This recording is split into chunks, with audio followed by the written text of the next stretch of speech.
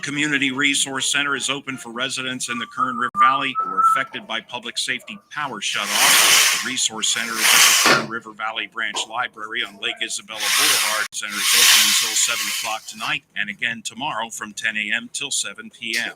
The legal cannabis industry in California is set to face challenges due to a coming tax hike. The excise tax will increase from 15 to 19%. While marijuana sales are still illegal in Kern County, they are legal in Arvin, Cal City, and McFarland. Everyone will soon be paying more. I'm Bill Robbins in the KERN News with news every half hour or when it breaks on News Talk 96.1 and AM 1180 KERN. What do you think, this is the army where you shoot a mile away? You gotta get up close like this. Little bing, you blow their brains all over your nice Ivy League suit. It's the Ralph Bailey Show on News Talk 96.1 and AM 1180 KERN. Make sure you leave the house when you make the call. You understand me? You hear me? Call from an outside line. I mean it.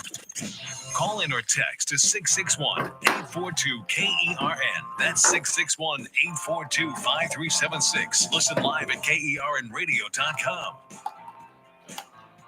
Now, the host you've been waiting all day for. Live from the KERN studio, here's Ralph Bailey. Hi, everybody, and a very pleasant good afternoon to you, wherever you may be, however you may be listening, or however you may be watching at YouTube, Kern Radio. This is the Ralph Bailey Show on News Talk 96.1 and AM 1180 KERN. We're streaming live at KERNradio.com. We got a busy broadcast as I am finally back in the chair. The only place I could be after a tough 96 hours.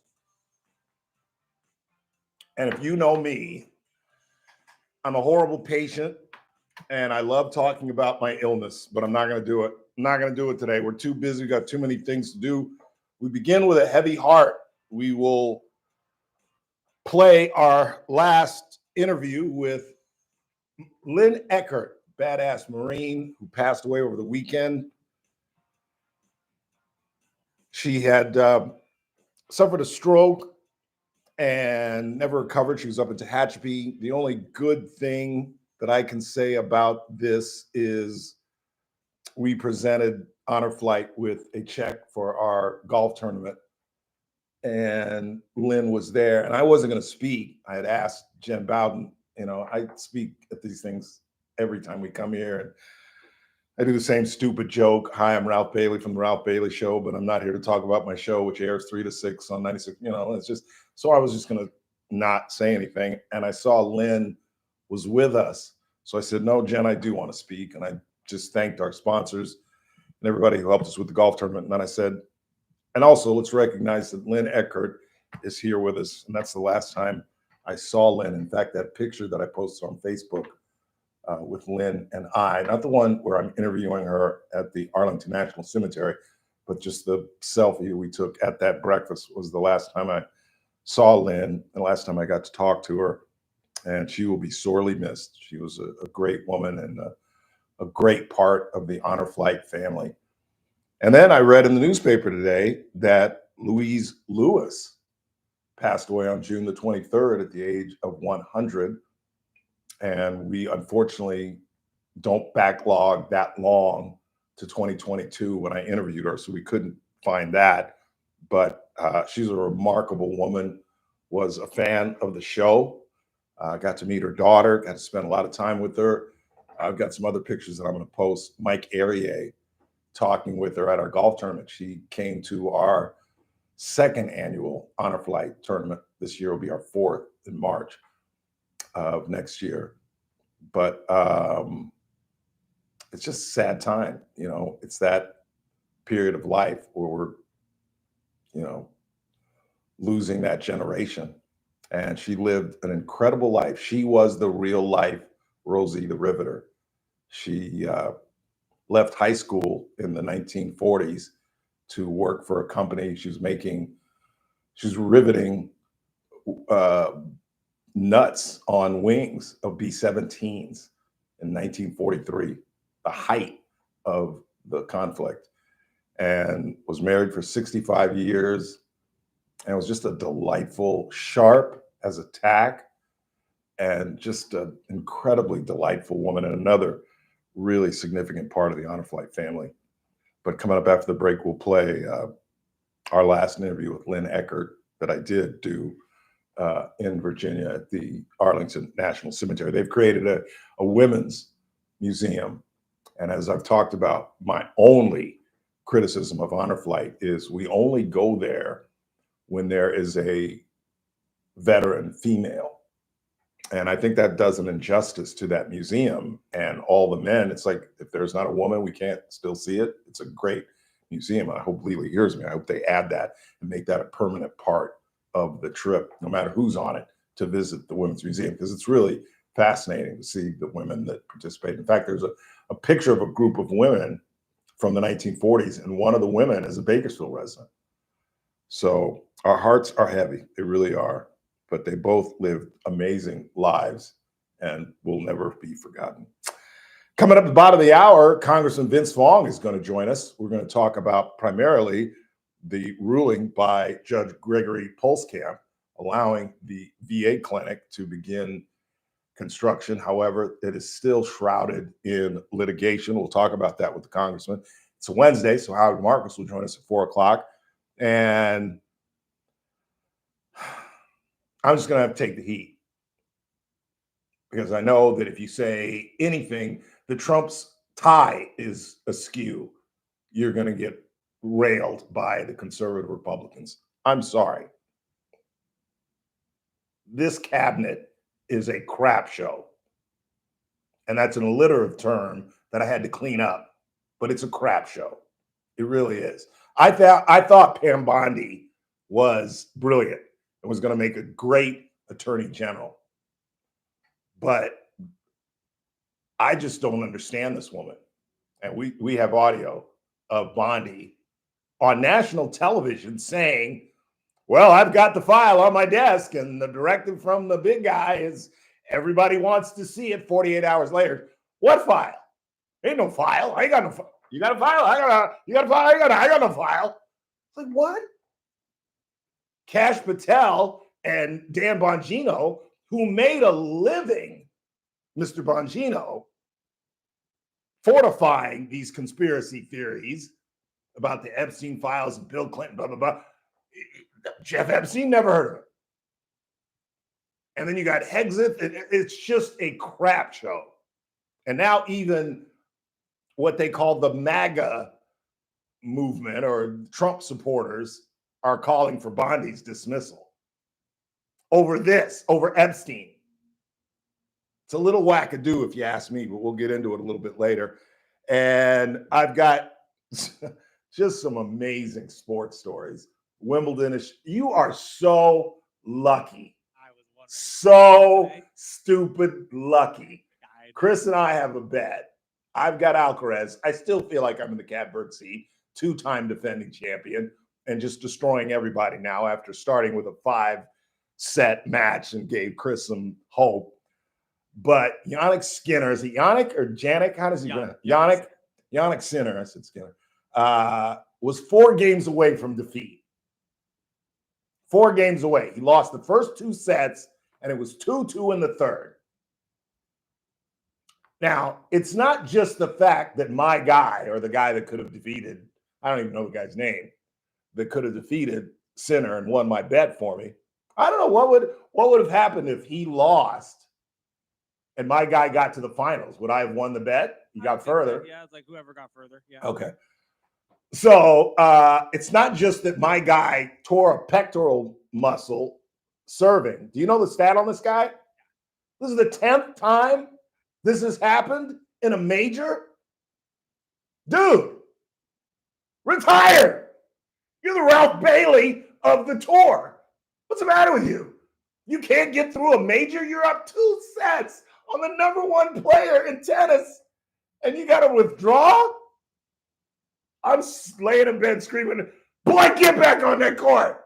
Meadow Joe, get back on that court. I don't care. Serve with your left hand. Serve underhanded. You would have had to have, with the gout, you would have had to have dragged me off that. I would have limped my. So lucky. So lucky. And then Yannick turned around and whooped Shelton's butt this morning. So Yeah, he made Ben look bad. He's just not even close. No. Every time you think he is, because he's got a dynamic serve. I knew he was choking because I love that they have Wimbledon is the only one that concedes to us, where they have the gun in miles per hour instead of kilometers or whatever the hell it would be in London and Europe, who are all on the metric system but us. So you can see how fast they're serving. He was hitting 139, 141 mile per hour serves in the first set. Then in the second set, they were down to like 117. And I'm like, he's tightening up. He's tightening up because his second serve is 115 miles an hour, meaning at some point in the match, he's like, I just want to get this in. You know, he wasn't even trying to win on his serve, and that's one of his strengths. He was, I think, no, Taylor Fritz is still in the ballgame, Yes. correct? Yeah, Fritz is still. So Fritz is the last American, and I forgot to look up her name, but they call her AA, the female American, is going to take on Aryna Sabalenka, the Russian bear, as I like to call her. She's actually from Belarus, but they used to be Russian. So she's a godless communist who treated Coco badly. So I despise this woman. But who's she playing? AA? And oh Lord, Asamino? Annie Simova. Okay. All right. Cute little American girl and is on a roll and has beaten Sabalenka 5 out of 8 times. So there's hope that we can beat the Russian bear. Or I guess Belarus bear. Godless communist. Yes, Amanda Anisimova. Love her. Rooting for her. Beat her 5 out of 8 times. Beat her the last time they played. 23 years old. That's old in tennis years. It really is. But we'll talk about that. And I got a great stat. God, it's already late. I love my Caitlin Clark story. I really do. Have you seen this? Which one are we talking about? Caitlin Clark was voted by her colleagues as the hang on. I want to tell this story. We'll get back to it in the 5, but I want to tell this story. She's ranked by her fellow colleagues in the WNBA. Ooh, that looks so good. Where'd you get that? My house.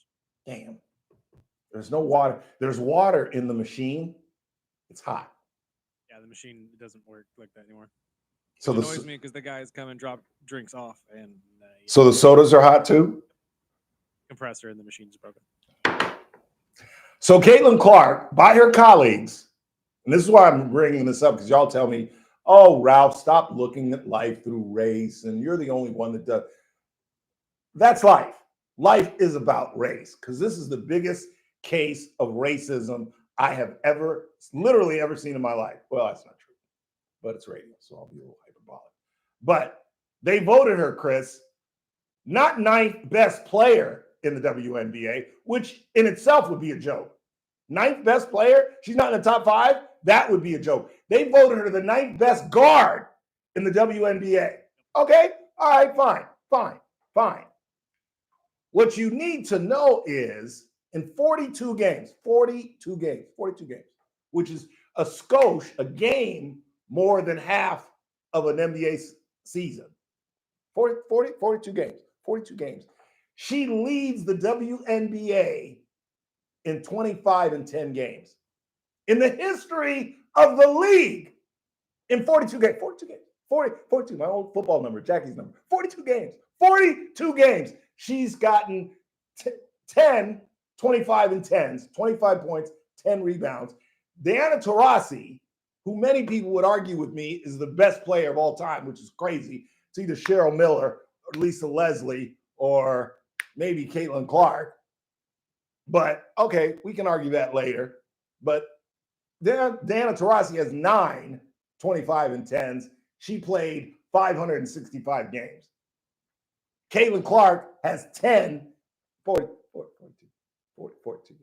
And they voted her 9th best point guard, not 9th best player, which again, like I said, would still be a joke. And it's all on account of bitter, angry, racist Black girls. Black women, you can get mad at me if you want, but that's ridiculous. They've never had the type of They've never had the type of all-star balloting that they had this year. These women, before she got in the league, were flying commercial. They're now flying charter. Say the net worth of every team in the WNBA has doubled since last year. It's insane that these women don't go to her house and thank her personally for what you've done for me and us. Instead, they're bitter, catty, racist women who don't like the cute little white girl from the Midwest. Bottom line. Meantime, Angel Reese, Miss Brick, who is so bad, she's created a new stat in basketball. Have you ever heard of me bounds before Angel Reese? Never heard of it. And why are there me bounds? Because she misses so many layups. It's like worse than high school basketball. And the Dodgers lose their sixth straight, first time since 2019. And your boy, Chris, Tanner Scott, blew another one. Your boy. Where's Kenley Jansen? I believe my boys wear red, which we don't. Don't get me wrong. We have nothing to stand on right now. And I got a great addition to my Darryl Strawberry story. You ever heard my Darryl Strawberry story? I believe I have, but I mean, I got a new addition to it.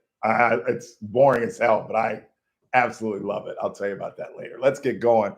We'll come back and play our last interview with one badass Marine, the late Lynn Eckert. Then in just a matter of minutes, bottom of the hour, Vince Vaughn will join us. We'll talk about the VA clinic, the big, beautiful bill, tariffs. If you have any questions, feel free to text us. Feel free to call us.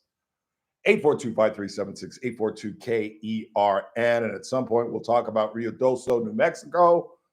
And have you seen some of the video? It is the likes of which I've never seen. And maybe it's the old liberal Democrat in me. But if you don't believe in climate change at this point, there's something cuckoo going and cuckoo for Cocoa Puffs going on, inside your head. Quick time out. We're coming right back. It's the Ralph Bailey Show on a Wednesday, my first day back. It's good to be back. It's good to be out of that house.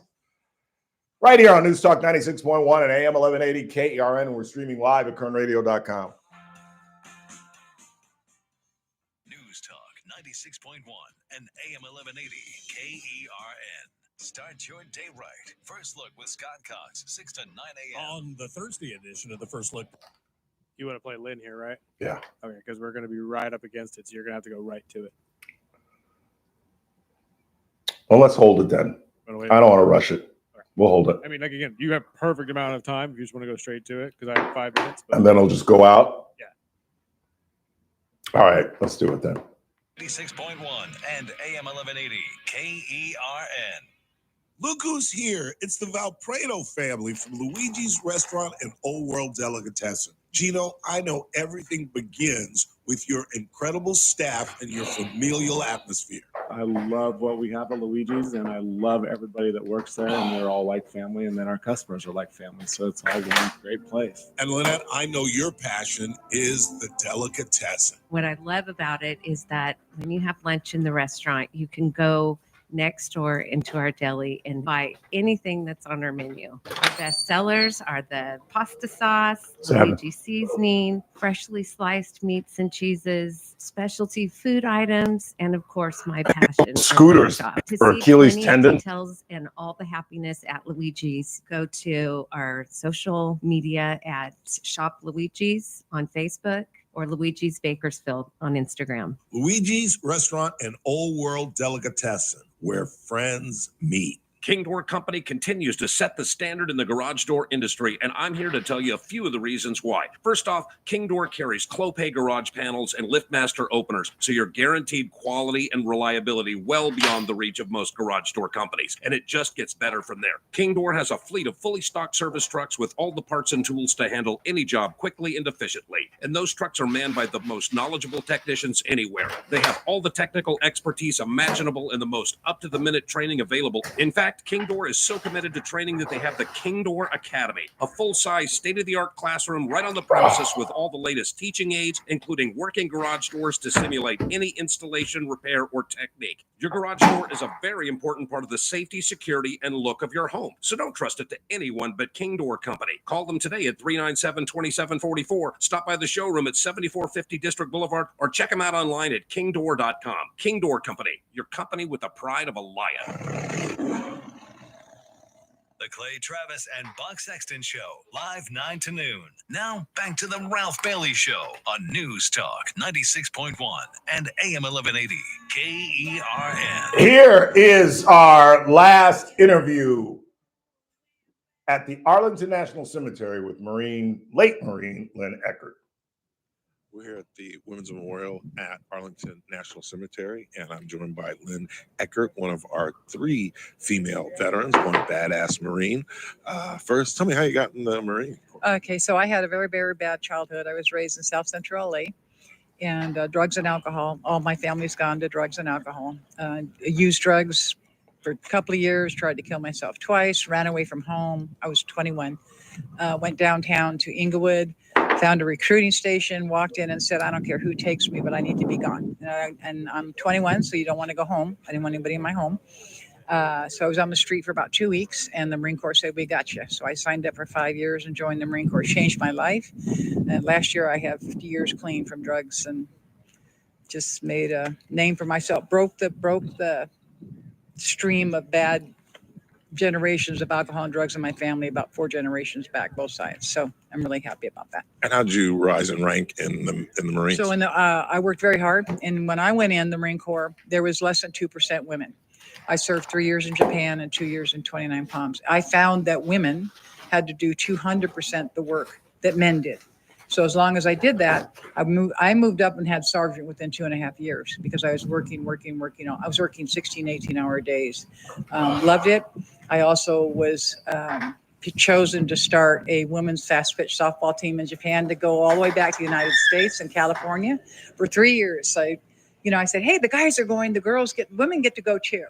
So as a women Marine team, we did the first one back in 1976 to go to back and forth from Japan and Okinawa and that to play and stuff. I've been on 6 trips, and this is only the second time I've been to this memorial. Explain why that is. I'm not sure. This memorial is pretty new.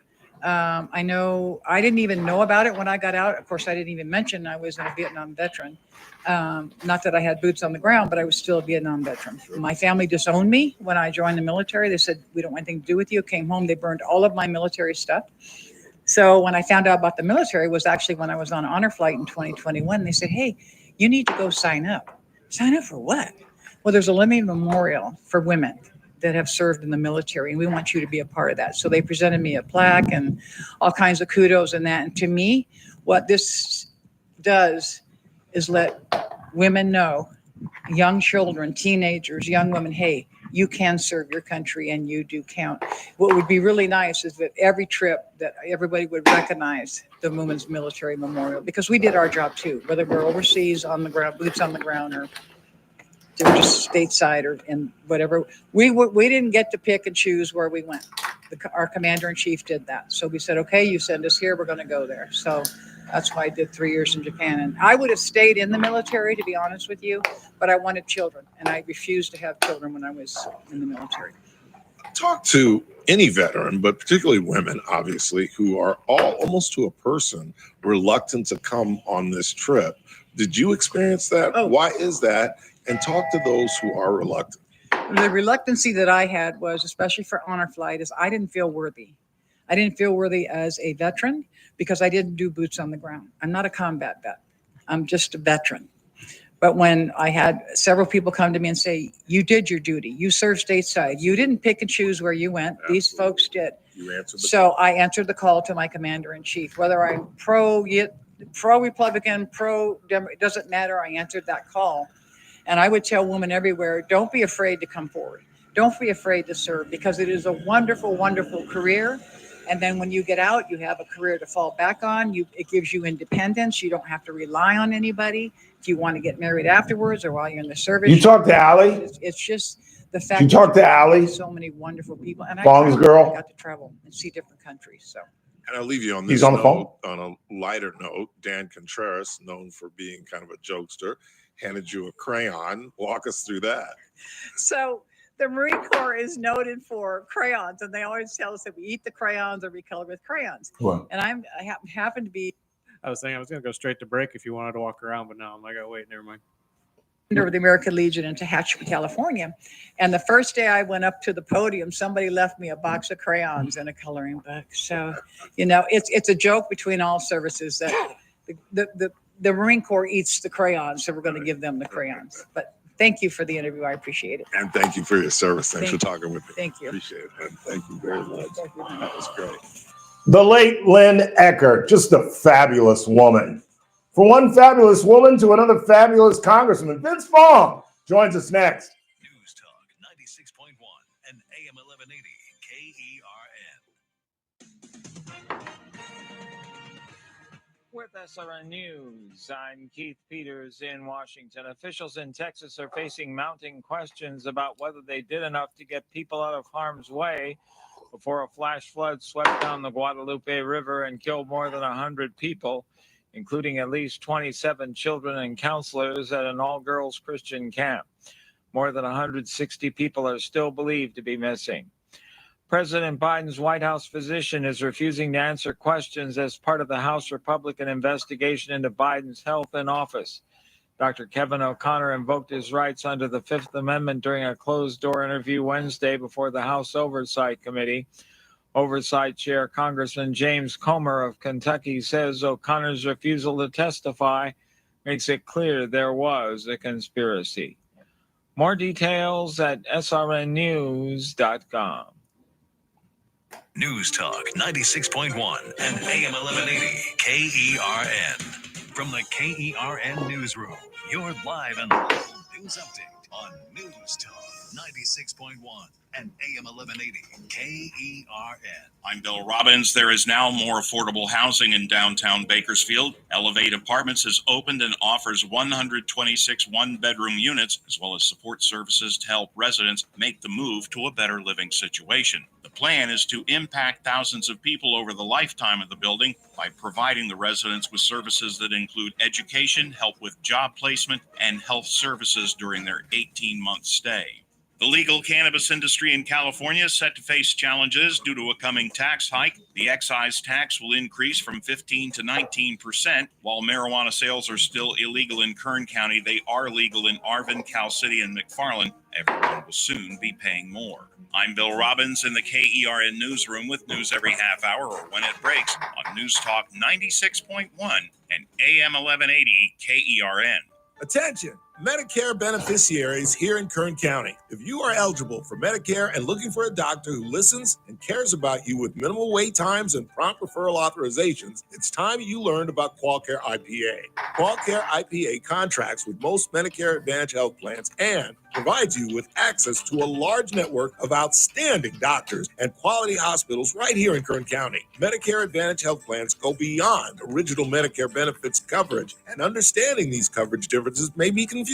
Call us today at 661-554-4544. Let us help you understand your healthcare options for 2025. Call today, 661-554-4544. That's 661-554-4544. Get the information you need and the coverage you deserve.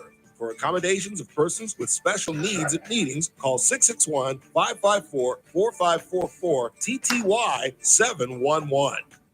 Hi, I'm Rick Sorcy, certified kitchen and bath designer and owner of Stockdale Kitchen and Bath. When it comes to remodeling your kitchen or bathroom, you deserve a process that's personal, precise, and as stress-free as possible. That's why I personally design every project with you using state-of-the-art three-dimensional software, so you can see exactly what your new space will look like even before construction begins. No guesswork, no surprises, just a clear vision brought to life.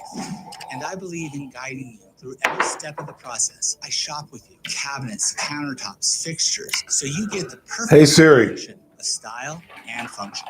Is Congress in session? American-made cabinet brands like Waypoint, Okay, Diamond, I found this on the Medallion web to for his ensure Congress succession. long-lasting Check it out. beauty Hey Siri, If you're ready is to get Congress your vision in into reality, session? Let's design something amazing together. Call Congress is Stockdale not Kitchen and currently in Bath session. at 661 This answer is from Merriam-Webster. or visit Stockdale Kitchen and Bath. Hey Siri, today. Stockdale Kitchen when and does Bath. Congress return in session? You're listening to the Ralph Bailey Show. Catch me weekday morning 6 to 9 a.m. on First Look with Scott Cox, News Talk 96.1 and AM 1180 KERF. Boy or a girl,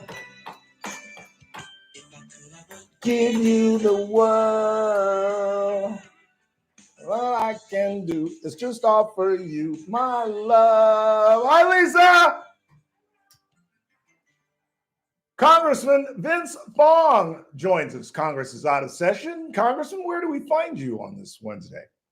Oh, I'm taking my my wife and little baby boy out for a couple of days, and then we're gonna head back in probably tomorrow, and then get ready to go back to DC. Nice, very nice. Let's begin with some kind of clouded good news. I'm sure you've heard that Judge Polskamp has sided with the folks trying to construct the VA clinic. I know you've talked a lot about this. In fact, the last honor flight we were on, that was asked of you by several of our honor flight folks. What are your thoughts on this and the idea that it's still, it's still shrouded in litigation? And go ahead.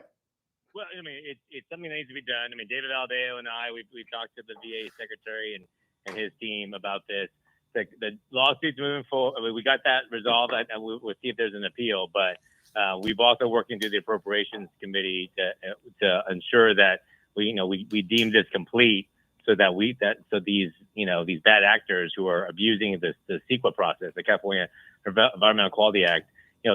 What I think a lot of your listeners don't realize is that there's this group out there that has weaponized this CEQA to prevent this clinic that we need in our community to be built. I mean, they're alleging things that clearly have been addressed in all these environmental reports that have already been done. So we got a huge ruling by our local judge yesterday, and then of course we're going to create some certainty here in DC to make sure that we get this construction project going and get this completed as quickly as possible.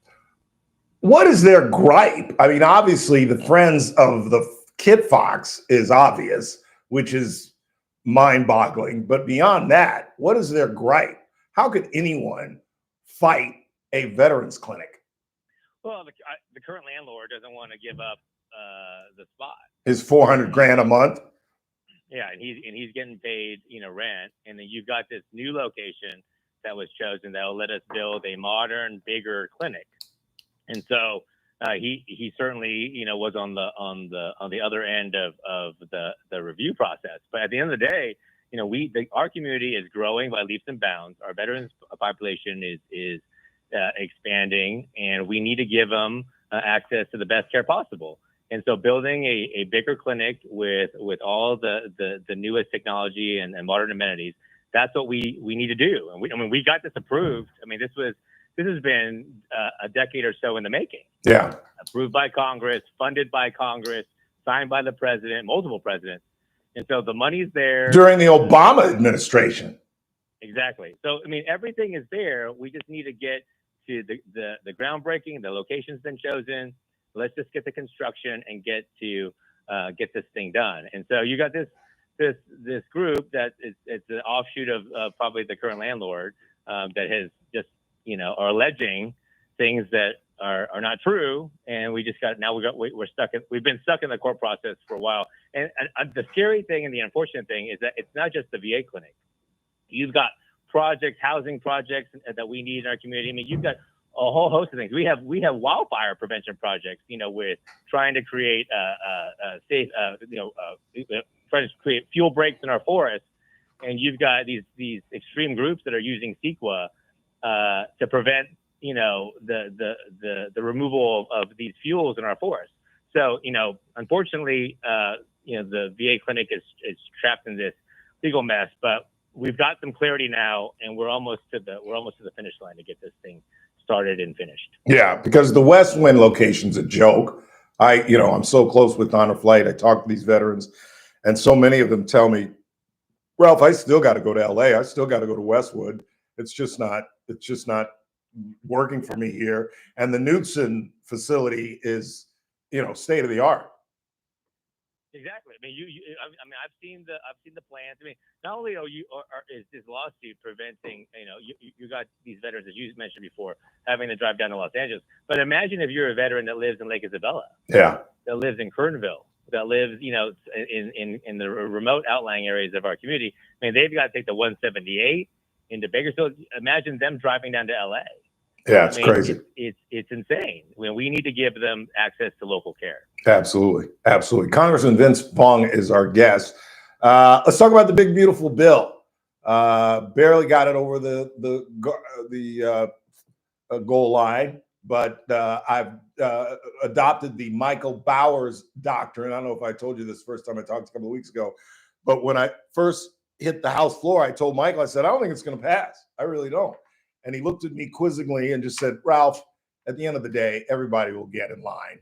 And he was dead on, right? However, are you as fearful for David Valadao as I?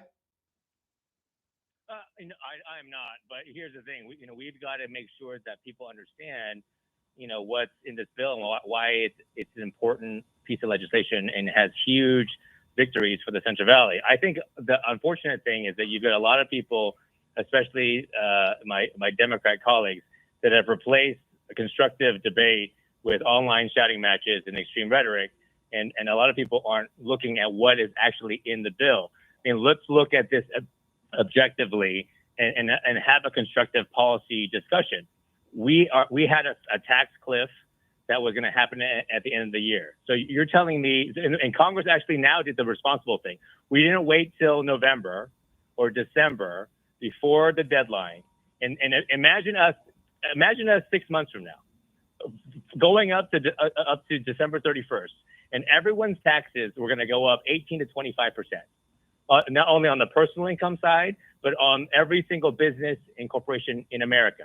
Imagine if we had gotten to the point, everyone would be clamoring, like, why didn't you do the responsible thing and extend the tax cuts permanently so that we didn't have to deal with the uncertainty that would have caused that would have caused. So we did that. So we extended and made permanent the tax rate so that everyone would have lasting tax relief. We increased the child tax deduction. We allowed for small businesses to do full expensing. We did tax incentives for advanced manufacturing, domestic production. We provided death tax exemptions so that farmers could pass along their farms and their ranches to the next generation. I mean, we have a whole host of things. We have permitting reform. We have $1 billion that we got for water and conveyance projects for our local water, for our community. And we debated about water for how long, Ralph? Yeah. We needed to invest in water storage and water conveyance. The White House worked with us to invest $1 billion for that. I mean, we have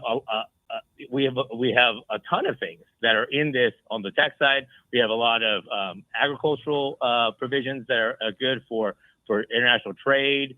On the Medicaid front, which I think is what you're referring to. Yeah, it's interesting that the reforms that were put in to ensure the solvency of Medicaid and SNAP, people don't realize that the first president that offered those reforms, you know who it was?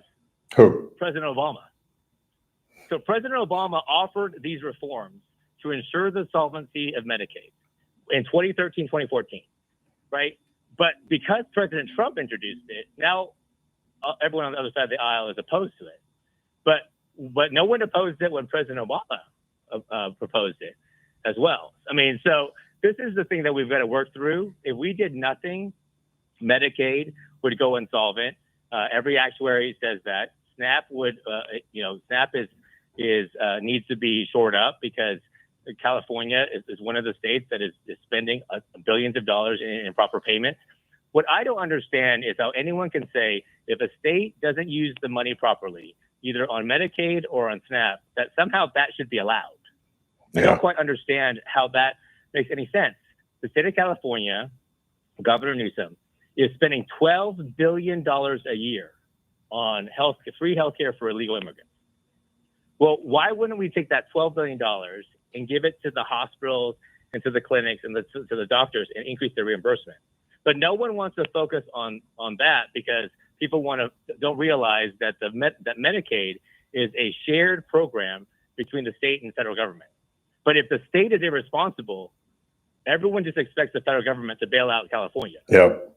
Instead of trying to get California to do the right thing. Why would we should check eligibility. We should encourage self-sufficiency. If I'm not a veteran, right, should I get veterans benefits? No, absolutely not. Right? Yeah, absolutely not. If you're not eligible for Medicaid, should you get Medicaid? And take that benefit away from a pregnant woman, someone with special needs, someone who is extremely vulnerable, right? This is what the debate is all about. Yeah. And what we're asking for is just all of these extra guardrails, right? We have this debate all the time in Congress, right? And in society. If we reduce the cost, if we reduce the growth of government, if the program still grows but not as fast, is that a cut? So if a program is going to grow by 50%, but instead it's only going to grow by 10, did we cut anything? No. No. Not at all. So Medicaid, we as a country are going to spend $800 billion this year on Medicaid. We're going to ensure that every vulnerable family and every vulnerable person in our society, especially in the Central Valley, that they're going to get the benefits that they need. In 10 years, we're going to spend $1.1 billion on Medicaid. Under this bill, we're going to spend close to $400 billion in more money, in more spending under this bill. So for everyone who's saying like all of a sudden, like these are drastic changes, right? We are slowing the growth to ensure that we check eligibility and ensure that the vulnerable populations get the services they need. Now we've created additional guardrails and a rural healthcare fund to ensure that we have rural healthcare access that's gonna be promoted and protected. But this is what we're debating, right? This is what this whole argument is all about, is that you've got these folks that are demonizing people who disagree with them. But let's have a constructive conversation. I mean, if Medicaid is going to go insolvent by doing nothing, like what is the responsible thing for me to do? Let it go insolvent? Yeah. Like that's not responsible. I mean, if I do nothing and my career ends in however many years it ends, right? And I did nothing to ensure the solvency of Medicaid, like that's not responsible on my part. And so, we're doing the best we can to ensure that these programs are available to the most vulnerable 10 years from now, 20 years from now. That's a great message, but can that defeat, and you alluded to Obama, the work part of this for Medicaid is based on Bill Clinton doing the same thing for welfare, and not a peep out of Democrats back in the 20th century. But my fear is, can that logic overcome the message you and I know Valadao is going to have to face, probably from a physician who is going to say, you broke our promise? If 4 people come off the rolls, they're going to say Valadao broke his promise and people are going to lose their Medicaid. Can your logical message outdo their illogical and almost deceitful message? Well, we're going to have to outline the facts. I mean, that's part of this new phase, is to ensure that it's implemented correctly, and that people understand what's happening in our community. There's going to be, we live in a very fractured society. I mean, you guys see this online, everything else.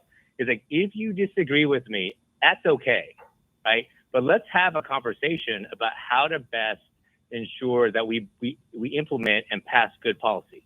So if we do nothing, that everyone's taxes go up, Medicaid goes insolvent, SNAP goes insolvent, we need more domestic energy production. And so we need more permitting reform. But if we're stalled out right now, and by doing nothing, gas prices are going to go higher. If we talk about needing to invest in more water storage, but no one wants to make the investments. We do all of this in this bill.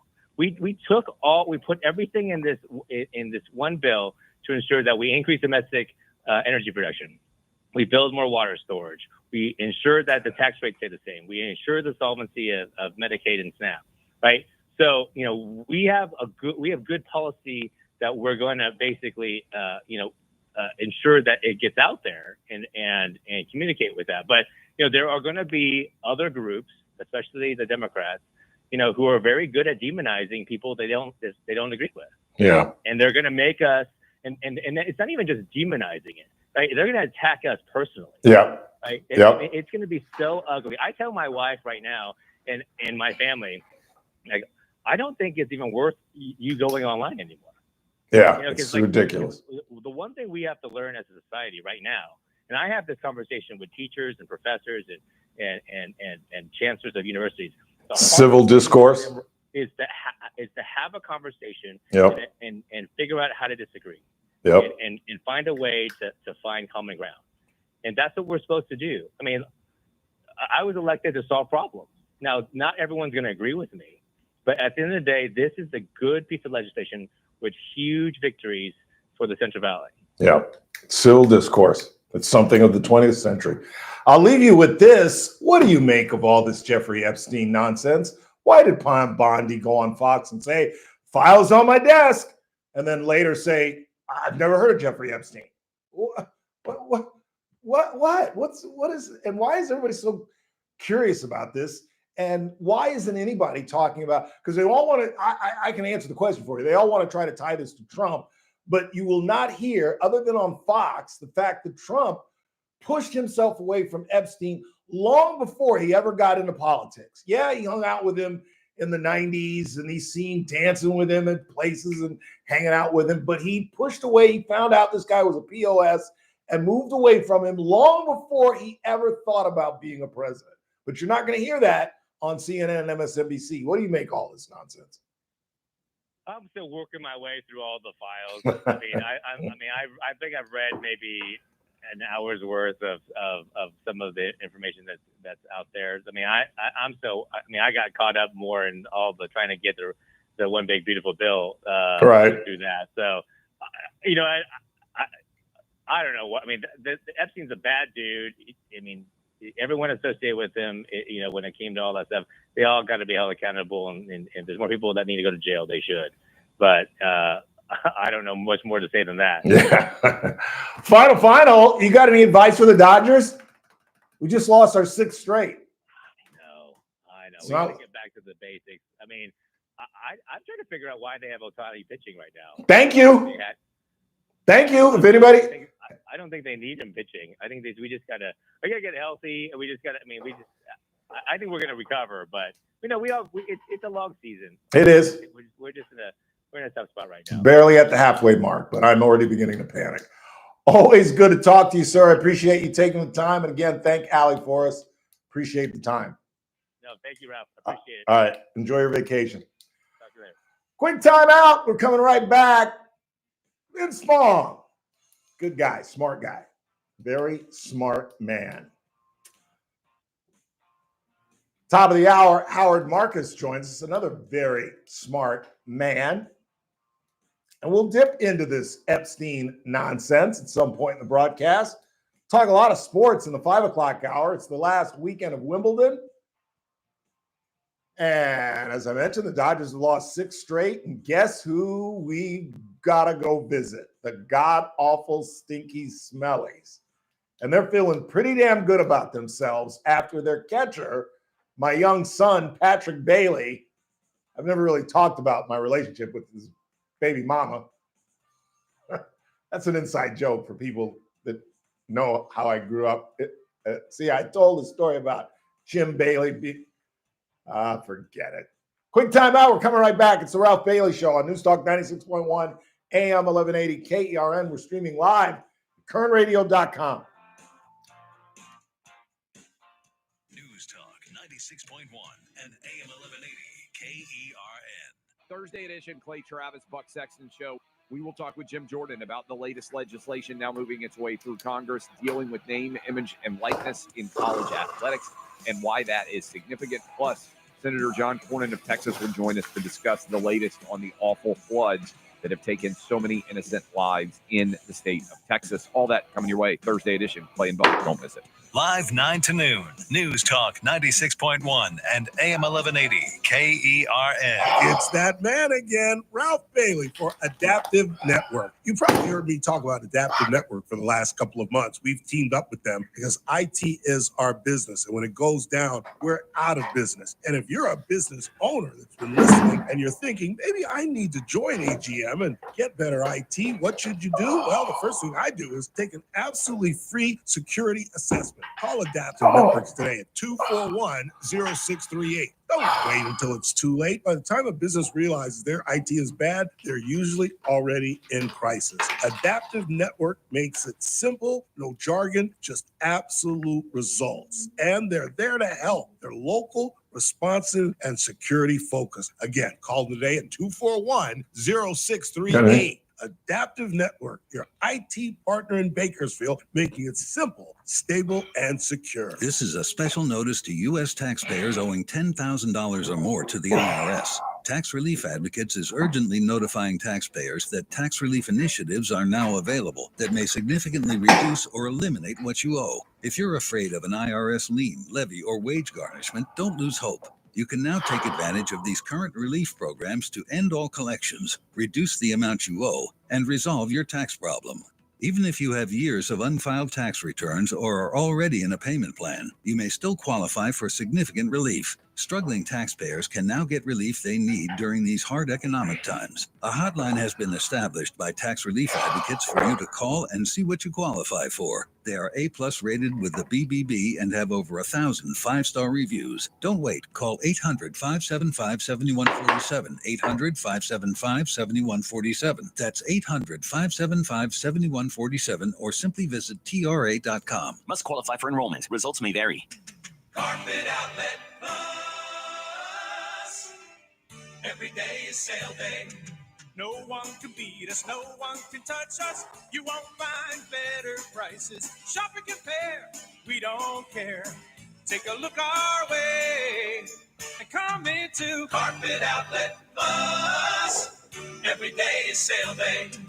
Oh no, Dad, I spilled juice on the carpet. Don't worry, kiddo. We have stain-resistant carpet from Carpet Outlet Plus. Dad, look, he dumped his water bowl all over the new floors. Everything is fine. We have brand new waterproof floors from Carpet Outlet Plus. You can find everything you need for family-proof floor at Bakersfield's best flooring store. Now offering 1-year, no-interest financing. Carpet Outlet Plus, 3.5 blocks west of 99 on Rosedale Highway. Carpet Outlet Plus. Every day is sale day. I'm JR Flores. Catch my show, The JR Show, weekdays at 2 p.m. Now, back to The Ralph Bailey Show on News Talk 96.1 and AM 1180 KERN. Wants to get pumped up. Make my funk the P-Funk.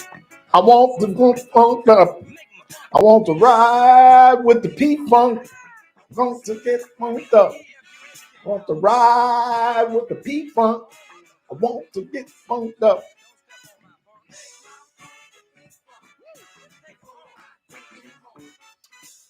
Do I have time to tell my Darryl Strawberry story? I don't think I do. Got about 2 minutes. Okay, so you guys have all heard my Darryl Strawberry story, right? Our junior year, we got to the semis of state championship. We lost 3-2 in a really tough game against a really good team. And scored 2 runs in the final half inning and came up a buck short and came back with the same team other than our shortstop and our center fielder. So we thought we had a great team. We thought we were going to go to state. And our baseball coach happened to know the baseball coach at Crenshaw High School. Dan Bridges knew, I forget his name. Dan Bridges is now the athletic director at Cal State LA. And so he comes in, he says, I got a surprise for you guys to get our season started. We're going to play Crenshaw. And at that point, everybody had heard of Darryl Strawberry and everybody had heard of Eric Davis, who was over at Dorsey. They were the 2 biggest stars in high school sports. And I've told the story about how they came and just beat the crap out of us. And Strawberry hit a home run. I thought he was a skinny little kid who looked like he had AIDS. He was so skinny, and he would pick up his right leg and just flick his bat and hit a ball that was so far out of the strike zone it went down the left field line and went as far as I've ever seen a baseball hit and went to the opposite field. And so I was watching Once Upon a Time in Queens, the story of the '86 Mets. And at the very beginning, they do bios of Doc and Darryl Strawberry.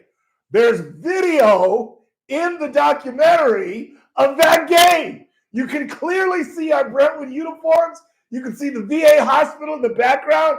Brentwood's on Sunset. The VA is on Wilshire. We had to travel over to the field. It was a dump. I bet they're not even playing there any longer. But that's where it took place. And I sat and watched that 15 times. I was like, oh, somebody's got to see this. Quick timeout. Howard Marcus is next. This is AM 1180 KERN Green Acres. This is 96.1 FM Bakersfield. Online at KERN. Breaking news this hour from townhall.com. I'm Keith Peters in Washington. Efforts continue to find at least 160 people still known to be missing from the Texas floods. At a news conference Tuesday, Lieutenant Colonel Ben Baker says his team is making sure first responders and officers have the support they need as they continue their search. We process it the best we can. We have professionals in place, a crisis intervention team. Officials are also trying to address concerns raised about alert systems and why more preparations weren't made ahead of the flooding. Kerr County Sheriff Larry Letha on Wednesday. I believe those questions need to be answered to the family of the missed loved ones, to the public, to the people that put me in this office. I'm Haya Pishwani. Across the state border in New Mexico, another Dude, you got to go watch it. You got to just, man, it's a the 4-year-old first, girl and a 7-year-old it's a 30 for 30. So it's like along the Rio 3 segments, and it's the very first one. And it's like the first 10 minutes. And he's rounding third base on one of the 2 home runs he hit in the first inning. They batted around. He hit 2 home runs in the first inning. They beat us 17-1. I don't know. And the Rio Ruidoso crested at a historical high of 20 feet. Last year during the historic flood, it was over 15 feet. So we're 5 feet over last year. Dozens of homes were damaged. Israeli Prime Minister Benjamin Netanyahu says he and U.S. President Donald Trump are in lockstep in efforts to secure a hostage deal. President Trump wants a deal, but not at any price. I want a deal, not at any price. Israel has security requirements and other requirements, and we're working together to try to achieve it. Netanyahu spoke while on Capitol Hill today. On Wall Street, the Dow up by 217. Townhall.com. If you're living with pain, see how Relief can help. I'm an artist and I'm in my studio. I listen to the radio all day and I'm hearing ads about pain in my neck, and it's getting worse. And I'm thinking, well, I'm going to go ahead and order this. 2 weeks later, I've got much better range of motion. If you're experiencing pain at a certain point in life, I would get Relief Factor. Fight pain naturally with Relief Factor. Go to ReliefFactor.com and get your 3-week quick start today. Only $19.95. Progressive's teen driver discount All right. will lower the cost of insurance for your teenager and save you some money. And then you can still spend money on them. Because just when you think you have a grasp on spending, new sneakers. And then it's money for a school field trip. And of course, spending money. Oh yeah, and a new phone to replace the one they dropped in the toilet. Oh, don't remind me. So just get Progressive's teen driver discount. And then you can continue to spend money on them endlessly. Progressive Casualty Insurance Company and affiliates. Discount not available in all states and subject to terms and From the KERN Newsroom, your live and local news update on News Talk 96.1 and AM 1180 KERN. I'm Bill Robbins. There is now more affordable housing in downtown Bakersfield. Elevate Apartments has opened and offers 126 one-bedroom units, as well as support services to help residents make the move to a better living situation. The complex is a joint project between City Serve and the Kern Housing Authority. Apartments are located across from the DMV on F Street. The grand opening was held Tuesday. The plan is to impact thousands of people over the lifetime of the building by providing the residents with services that include education, help with job placement, and health services during their 18-month stay. A 21-year-old man has been arrested by Bakersfield police for allegedly shooting and killing 54-year-old Ivan Flores. Officers say it happened just before 12:30 Tuesday morning in the 400 block of Pacheco Road. He's the fucking. Officers found the man and the He's the suspect. worst. According to the current He's county the coroner's worst. office, The four-pitch save, you can't even try with this guy. No. I knew that as soon as I saw that, it's not a good recipe for that. No. And he can't protect a one-run He lead. can't, dude. It's I gotta mean, be like two. Yeah. Because you just know he's going to give it. And it's not even like, they're getting blue hits. They come in and hit rockets off this guy. It's not, oh, this guy's unlucky. No, They're lucky they're staying in the park. They're hitting line drives off this guy. All-Star breaks getting a good time. So we're just, We play the Giants right now. I know. So it could be good, actually. If you come back with a couple games, you're back in a nice cushion. It's amazing that we're as good as we are. I mean, we still got one of the best records in baseball. I thought It's you would, amazing. I thought you would be close to like a 110 season, win-wise, or 115, but it's not. Oh, we'll be lucky to win 100. We'll be lucky to win 100 games, which is It's still good. still great, but it's just, this time last year, Teo was on his way to the All-Star game to win the damn home run derby. Now he's coming in as a pinch hitter. He can't even run. They had a pinch run for him today. Mookie is doing nothing. Freddie is striking out. I've never seen Freddie. He's just not hitting. And Freddie's striking out all the time. I've never seen it. He had 3 Ks yesterday. What I would say about Mookie Betts is what's the difference? I mean, do you want to play in the outfield hitting 300 or do you want to play it? Hour 2 of the broadcast on this Wednesday. Lots to do. We'll get into the Epstein situation a little bit. I've got to be critical of the cabinet. In fact, I'll bring that up with our next guest. WNBA, talk a lot of sports in the 5 o'clock hour. There's a lot. Try to figure out what is going on with the Dodgers. They lost 6 straight now today for the first time in 6 years, which says a lot. Freddie Freeman is striking out. Mookie Betts is doing nothing. And is it just me? But it feels like Shohei is having a horrible season, and yet he's hitting 289, which in the 21st century is amazing. And he's ahead of his 50. How many did he hit last year? 52? Yeah. He's ahead of that pace. Yes, he is. He's got 31 home runs. We're not even in the All-Star break yet. He had 29 last year at the All-Star break. He's 2 ahead of that, and he's still got a 3-game set with the Stinky Smellies. And yet it feels like he's having a horrible season. And thank God somebody with an IQ higher than mine, Vince Vaughn, agrees with me. It's ridiculous to have him pitching. And Randy Randizzle, our stinky, smelly Giant fan from down the hallway, so I don't know if I can take his input as significant, but he's like, what's the big difference between Mookie? Wait. Shortstop. The position, true.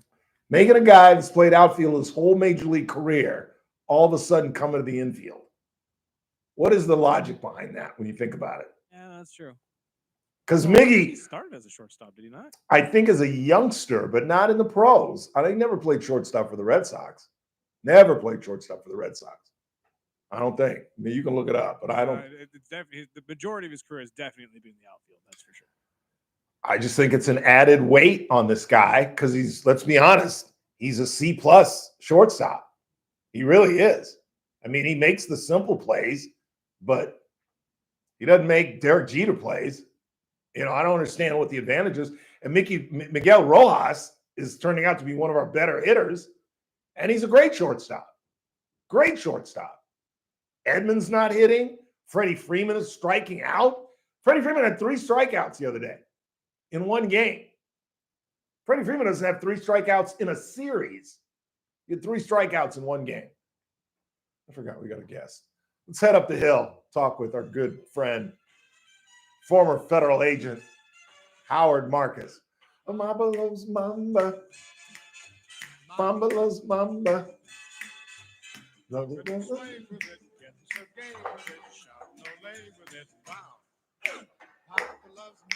Howard Marcus! How are you, Howard? I wish. They can have them. No, I'm panicking. You know the sad part is, and they had this article long ago. I've been reading it. All the sports, from hockey to football to baseball, attendance doesn't matter, TV doesn't matter. Merchandising has always been the big money maker now. It actually doesn't matter how your team does. The fan base is so deep, and they spend so much money that the games are almost incidental, which is kind of sad in a way. It's just amazing the revenue that comes in just off merchandising. And then the TV rights, of course.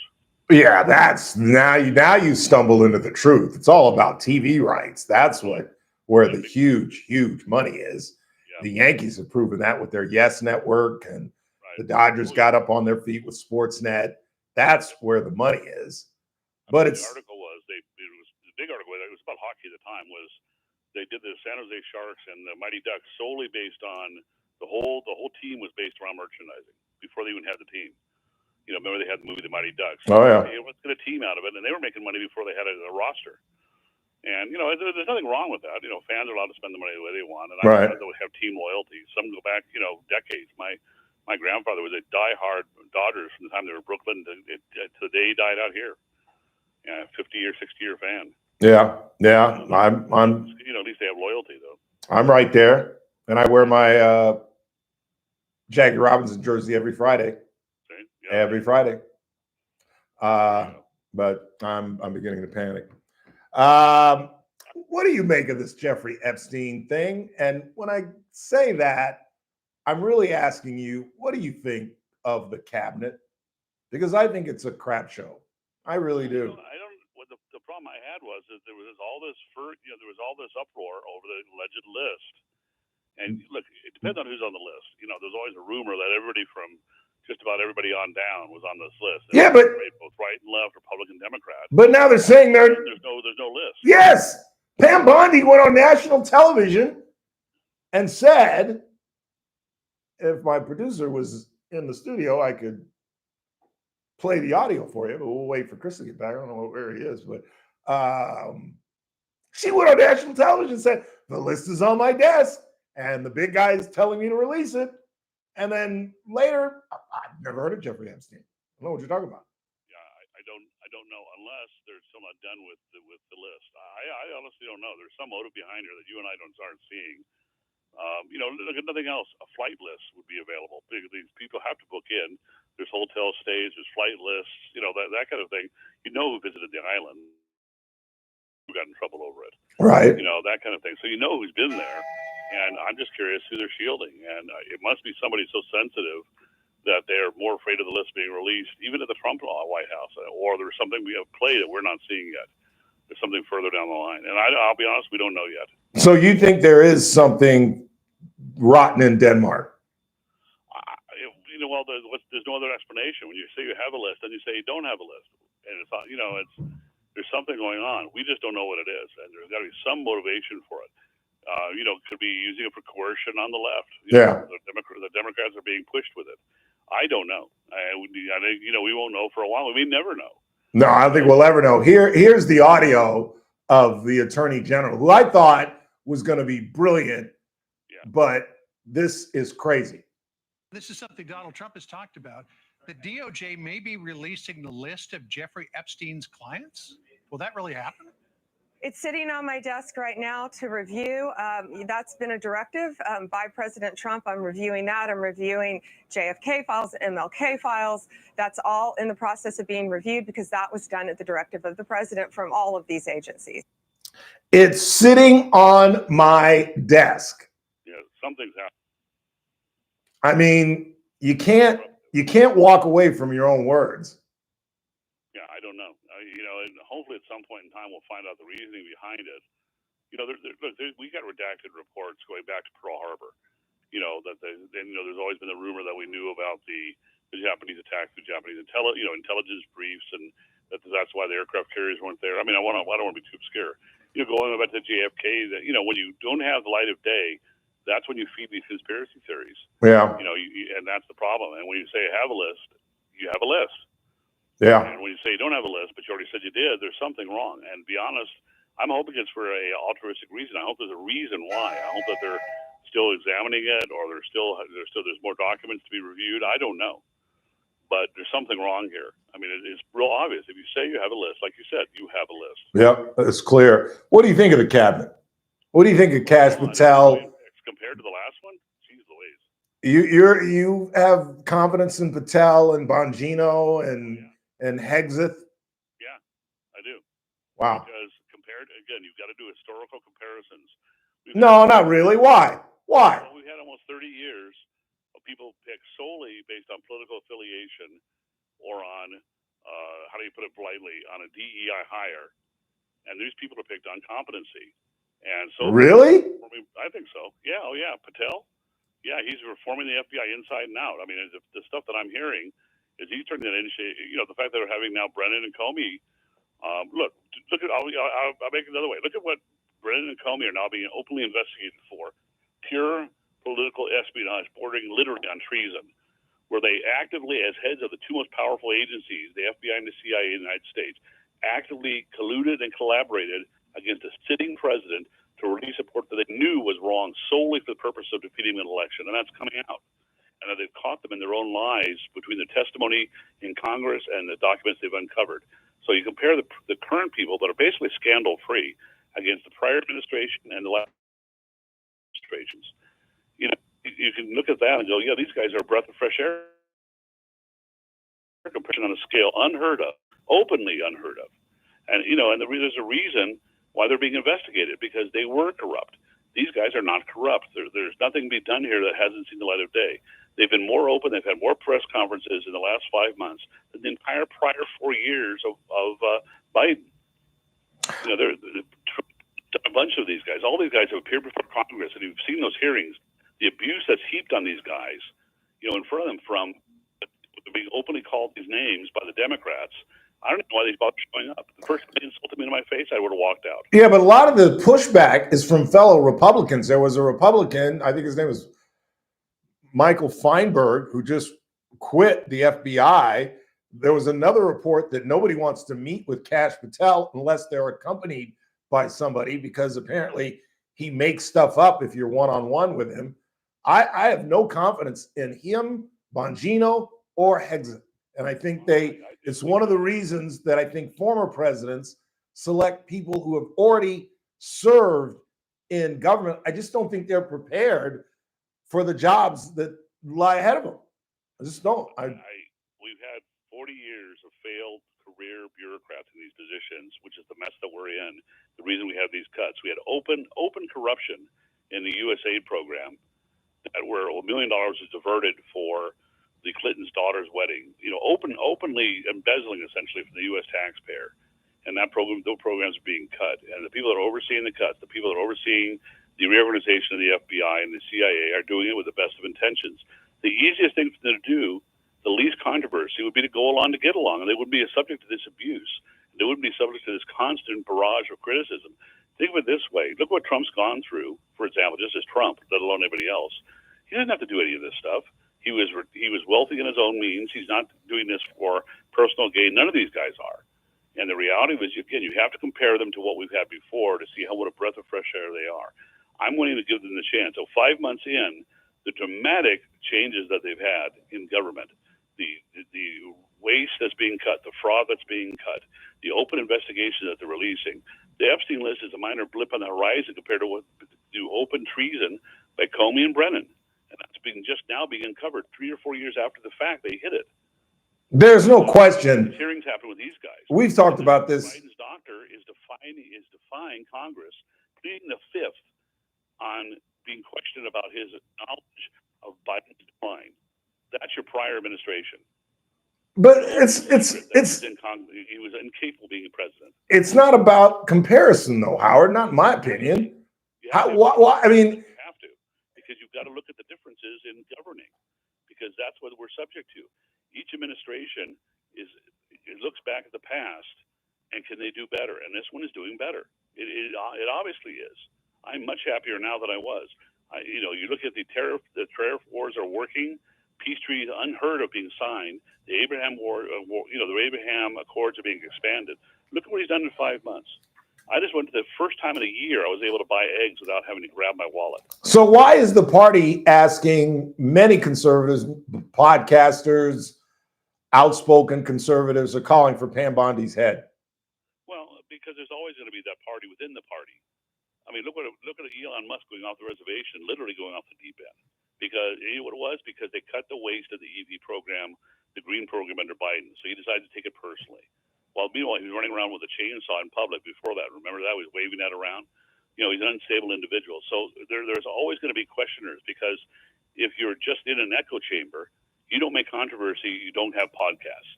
If these guys are saying Trump is wonderful and they're playing to their base, they don't get the same views. But if they're willing to step outside that, that's when people will listen to their channel. And there's always people willing to listen to controversy. Like Dan Bongino, who made a living. I watched him all the time. Who made a living putting forward this Epstein nonsense. Right. And then gets inside, and now he's like, I've never heard of Jeffrey Epstein. Again, we don't know what's going on behind the scenes. See, a lot of it we just don't know yet. I agree with you. I hope at some point we find out what exactly happened. And I think we will. But there's something still going on. Remember, these, look at, again, I keep going back to the same couple of people because they're the ones that are in the newest news. They have indictments that are going to be pending against a variety of prior administration officials. Epstein, there's almost old news in a sense, and unfortunately, most Americans are just yawning openly about it. The question is, why are you going after somebody who's dead? Why are you going after people that are out of office? And my answer is because you've got to prove a point that if you're corrupt, you're corrupt. And I hope the Epstein files are released. I hope that they release all the names. The only thing I can think of is some of the names on the list are so damaging from foreign leaders on down that they realize they can't necessarily release it. Like I said, Prince Andrew was fatally compromised within his own family for being on that list and for being accused of having sex with underage minors. Who else is on that list? If they're releasing his name, who's on the list that's even more damaging? And I don't know who it is, but it's got to be somebody enough that they've got to take a step back and go, we're going to cause a huge amount of trouble if we release this list. That's the only theory that I have. What are the chances all four of those people, Pete Hegseth, Bondi, Patel, and Bongino, are with the administration at the end of the year? I think Trump's kind of mercurial. It's kind of hard to say. I think they're all going to be there, but they could be gone tomorrow. Yeah. If you cross him, look at Tulsi. You haven't heard from her a lot lately. Yeah, her days are numbered. Yeah, so I don't know. I think the biggest thing you can do is cross Trump publicly, which is also a mistake with any administration. If you argue with the commander-in-chief in the public and question his decisions openly, you shouldn't be in this administration. You're there for your loyalty. You're there to support the agenda. You're there to support the administration. If you question that, you're gone. If you're completely incompetent, you can stay. We've had that in prior administrations, as long as you're loyal. That's frightening to hear you say that. It's frightening, but it's true. Think about it. It's true. If you're incompetent, you're good. You just got to be loyal. That's exactly right. And I think that's why those four people are in those positions, because I don't think they're very competent, but they'll take a bullet for Donald Trump. You're absolutely right. Yeah. That's what they're there to do. Remember, I was in my own agency. When you get to that level, the head of the agency, you're almost a figurehead. You don't really you're not down in the trenches. You're not making day-to-day minute decisions. You're there basically sort of shifting the ship, so to speak, and setting policy, but you're not carrying it out. You're not there with the troops. So once you get to that level, and they go from the salary grade goes up to what's called an ES level, and that's the executive level for civil service. When you get on that ES 1, 2, 3, 4 and up, you're no longer earning the pay you're actually getting paid in a sense. You're more of almost a figurehead. And so these guys, they're doing it. They're not out there doing field investigations themselves. They have dozens of people below them, administrative assistants and agents and all that. So it's not as important who they are as long as they are clear on the mission. That's I noticed that with my own agency. With the higher up they got, the less work they did. Yeah. And the less important they were. It was really sad in a way. But that's how government, when it gets bloated and gets bureaucratic, that's what ends up happening. Yeah. I'll leave you with this short answer because I'm out of time. Yeah, sure. Can David Valdeo get the message out that this actually is a good bill, the big, beautiful bill, and stave off a physician who's going to come at him saying you broke your promise and people are coming off Medicaid? If he's Republican? because he's got to have they're going to run attack ads night and day. They were Yep. running attack ads before he voted, Yep. months ago. Yep. And that woman is so unpleasant. She comes across as such a, I don't know how to put it politely. She comes across as a very unpleasant person. Jasmine Baines, you're talking about? Yeah. Yep. I'm already sick of her, and she hasn't even pulled the papers yet. Yep. But she will, and that'll be the message. And I think Trump's got to come out here a couple times to save David Valadao. At least. Yeah. He's got to have him, and like you said earlier, McCarthy. Yeah. They better dump some money in him. Absolutely. He's gone. And once they lose that seat, they're not getting it back. You're right about that. That's what scares me. It'd be tough to get it back, but Valadao has done it before. He's done it before. It was surprising, actually. Yeah, it was. Yeah, it was. Well, thank God. What's his TJ was a criminal. That's the part of it. That's the funny part. I got a great story about him, about the Silver Fox, that I'll tell you one day. Oh, I know what Silver Fox now. It's open again, or it was. Oh, it's been open. Rod and Julie own it now. Rod and Julie, you know them. Great people, great people. And that's where he spent his victory night. And it's a great story that I'll tell you one day. Oh, tell me that. Yeah, good. Okay. Yeah. Always good to talk to you, Howard. Have a great weekend. We'll talk to you next week. All right, sir. All right, pal. See you later. Howard Marcus, quick time out. Not a lot of time for it. It's the bottom of the hour. It's the Ralph Bailey Show right here on News Talk 96.1 ARN. We're streaming live at kernradio.com.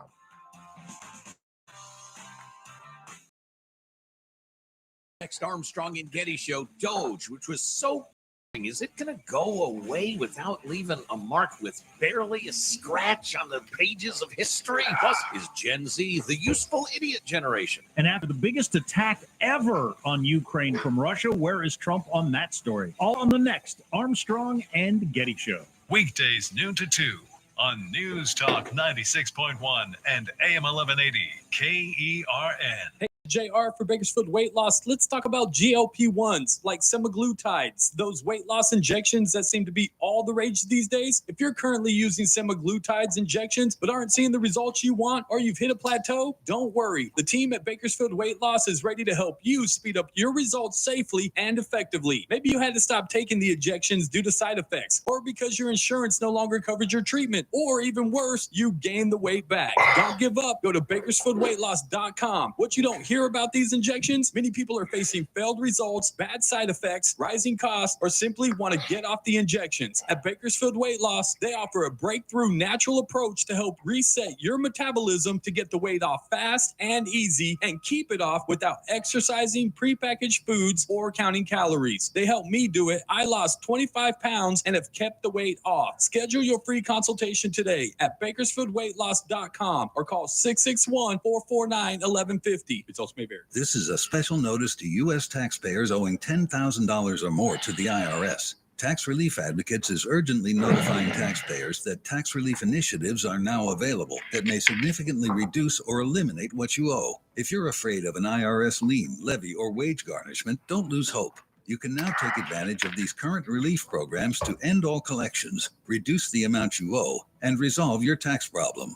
Even if you have years of unfiled tax returns or are already in a payment plan, you may still qualify for significant relief. Struggling taxpayers can now get relief they need during these hard economic times. A hotline has been established by Tax Relief Advocates for you to call and see what you qualify for. They are A+ rated with the BBB and have over 1,000 5-star reviews. Don't wait. Call 800-575-7147. 800-575-7147. That's 800-575-7147, or simply visit TRA.com. Must qualify for enrollment. Results may vary. The Charlie Kirk Show, weekdays at 6 p.m. on News Talk 96.1 and AM 1180 KERN. Now, back to the Ralph Bailey Show. I want to be.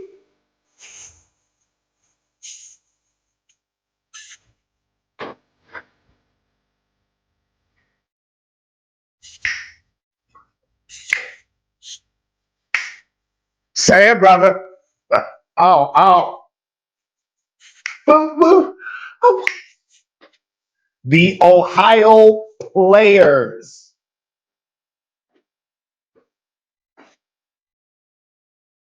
Watch them change it up.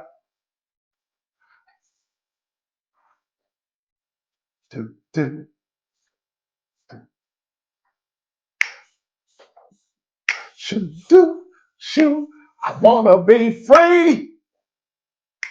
Ooh. shoot, shoot, shoot. I wanna be free. Wanna be free. Yes, I do. I wanna be free of pain and agony.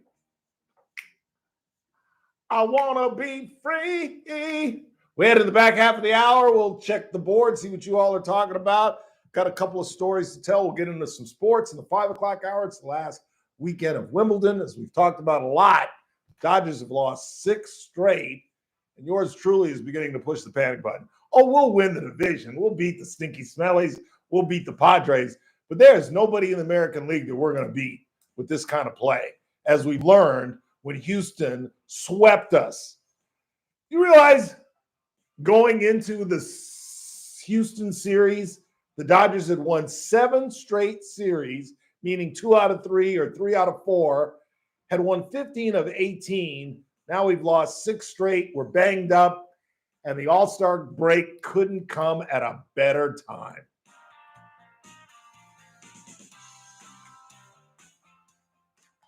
News Talk 96.1 and AM 1180 KERN. With SRN News, I'm Keith Peters in Washington. The Guadalupe River has a history of terrible, fatal floods. Some flash floods that killed at least 100 people in central Texas last week are only the latest natural disaster to claim lives. In 1987, a mid-July flood scattered children who were trying to evacuate, killing 10 and injuring dozens more. In 1978, enormous amounts of rain fell, producing an early morning flood at a time when it's easy to catch people by surprise. 33 people died there. Philadelphia's week-long city workers' strike has ended with a tentative agreement between the union and the city.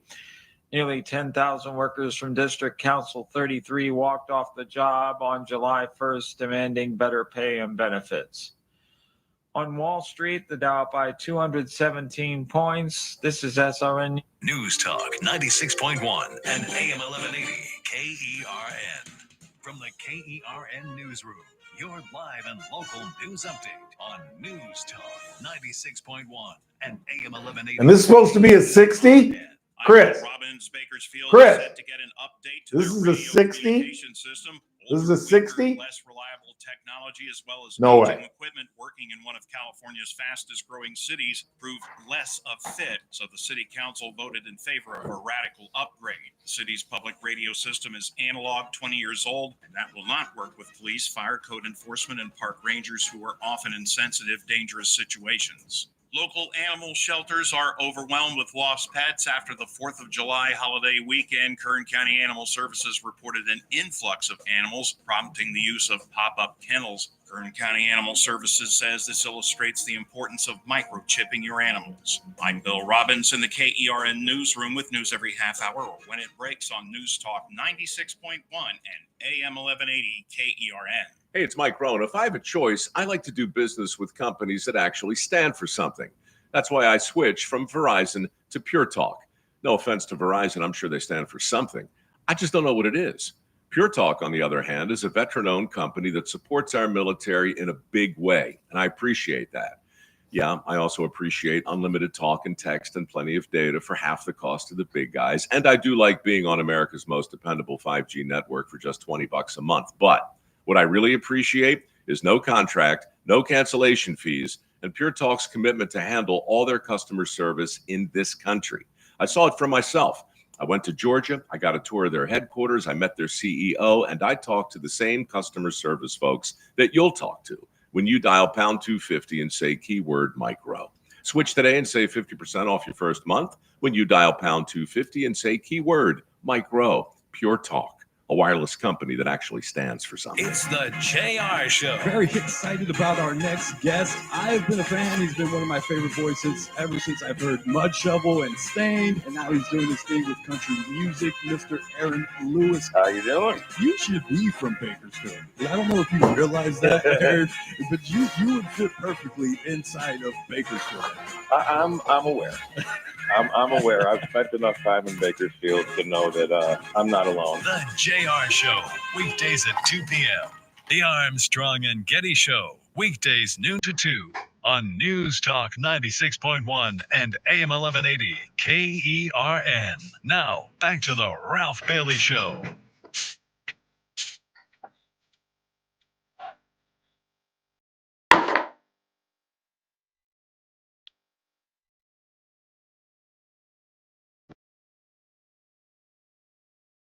So easy, they want to slow it down. So easy, from the window. It's so easy just to file.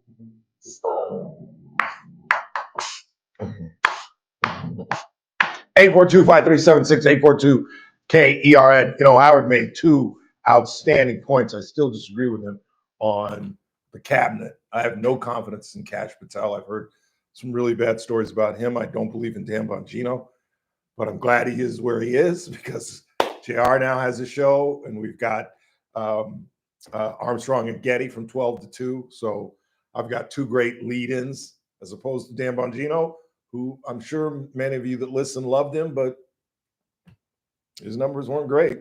And I can assure you JR's will be better, and Armstrong and Getty's will be better. But I have no confidence. This guy made a living putting forward all these conspiracy theories. And now he's got a job to do, and all of a sudden he's the company man. And I just don't think he's just because you're a Secret Service agent doesn't mean you can be part of heading the FBI or intelligence or I don't know. I know most of you disagree with me on that. But the two great points that Howard made was the investigations they've begun on Brennan and Comey. Because remember, Brennan was part of the lie that Joe Biden pulled out of his jacket during the 2020 debates, where Brennan and 50 other liars signed on saying that the dossier thing was real, which it wasn't, and that the Hunter Biden laptop story was BS, which it wasn't. So it's outstanding that they put that old white-haired man in jail, because the 2020 election was not stolen by voting ballot boxes and all that nonsense. That election was stolen. I'll grant you that. But keep your eyes on the prize. And it had nothing to do with voting. It had to do with the lies that these guys perpetrated and literally allowed Joe Biden to pull a letter out of his jacket pocket during a debate where they had to change the rules and say no more gimmicks, no more, you can't pull out a map you can't pull out a letter.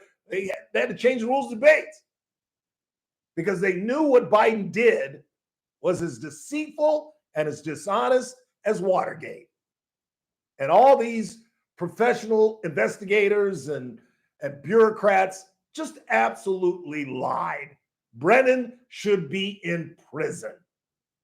And I'm not even going to go about Comey because he's just a disaster, an absolute disaster who should go to prison right along with him. So that's outstanding. I don't think that's got anything to do with Kash Patel. I don't think it's got anything to do with Dan Bongino. I think that comes right from the top. I think that comes straight from Donald Trump, who lived it, who knew he was robbed. But I think we didn't keep our eyes on the prize, which was the lies that were told and the Hunter Biden fiasco that was absolutely covered up. And the other point that Howard made, which was outstanding, is the story that we're finding out today that his doctor is taking the fifth. Now, if that doesn't tell you something stinks to high heaven, I don't know what does. Whose physician takes the fifth if you got nothing? And you know what else is about to come out? We're about to see the transcripts of that investigation with, I forget the investigator's name, Hur, is that his name? Robert Hur, who Democrats, including Kamala Harris, said should be removed, that he talk badly about President Biden for political reasons, when in fact, her was Biden's best friend. By just calling him a nice old man with a bad memory was about as nice a thing as you could have said. Because if her had been honest, he would have said, he's a doddering old man who should not have the codes. Just simply should not have the codes. Guy couldn't tell you what he had for dinner 2 nights ago, and he's the leader of the free world. So those are 2 outstanding points, and it's going to be fun to watch where those investigations go. 842-5376, 842-KERN. Who you got? You got Caleb on the line. Caleb, you're on the Ralph Bailey Show. Hey, Ralph. Good moogly. How are you? I'm good, man. Good to hear from you. What's up? Hey, likewise. I just want to know, like, in the future, I'm all for prosecuting Brennan and Comey, but if we find out that Bondi hid this list or otherwise obfuscated it, we need to investigate her and have her thrown in jail. But is that going to be the song people are singing if and when that comes out? No, you heard Howard. You heard Howard, and he was spot on. Loyalty is what Trump loves the most. And she is. Why can't Comey and Brennan be loyal? Well, because they're dishonest and they changed an election and they're criminals. Right, but a list is on my desk. There's no list. Is dishonest and criminal. I don't know if it's criminal. What's the statute? I don't think it's criminal, but it's incompetent. It's incompetent. That's why I say the Magic Four, Bondi, Patel, Hegseth, and DB, they're not going to make it to Christmas. They're just not. They're just not. I agree. Yeah. The signal chat thing shows they're incompetent. Yep, absolutely. Absolutely. All right, man. Thanks for the call. Appreciate it. 842-5376, 842-KERN. What do you got? You got one more call if you want to. Who you got? 49 Larry on the line. What's up, Larry? I can't believe you could call my show when I just happened in all of my pain to turn on. I actually was watching the show and heard you say, let's move Bailey out. And yet you've got the audacity to call my show. I'm just calling to make sure you were there. Okay, thank you, Larry. Well, who else you got? That's actually all we got. All right, let's check the board. What's going on? A guy that wants to see me fired thinks I'm going to talk to him on my show. And what grown ass man gives himself a damn nickname? You gonna call JR show and ask for my departure, and yet I'm supposed to sit and have a cordial conversation with you? Ain't gonna happen, my brother. You need to call 842-5376 between 2 and 3 because you've been officially banned. Nobody gets to say Bailey sucks. Everybody can say Bailey sucks, but you can't say we need to move Bailey out and then be like, oh, hey, Ralph. I mean, really? Am I being immature about this? I don't care. Bam. In fact, Larry, you're not allowed to listen, so turn channel. Turn channel. Turn channel. In fact, we're not going to go any further till you turn the channel. I'm serious, Larry. Turn the channel. Not going any further.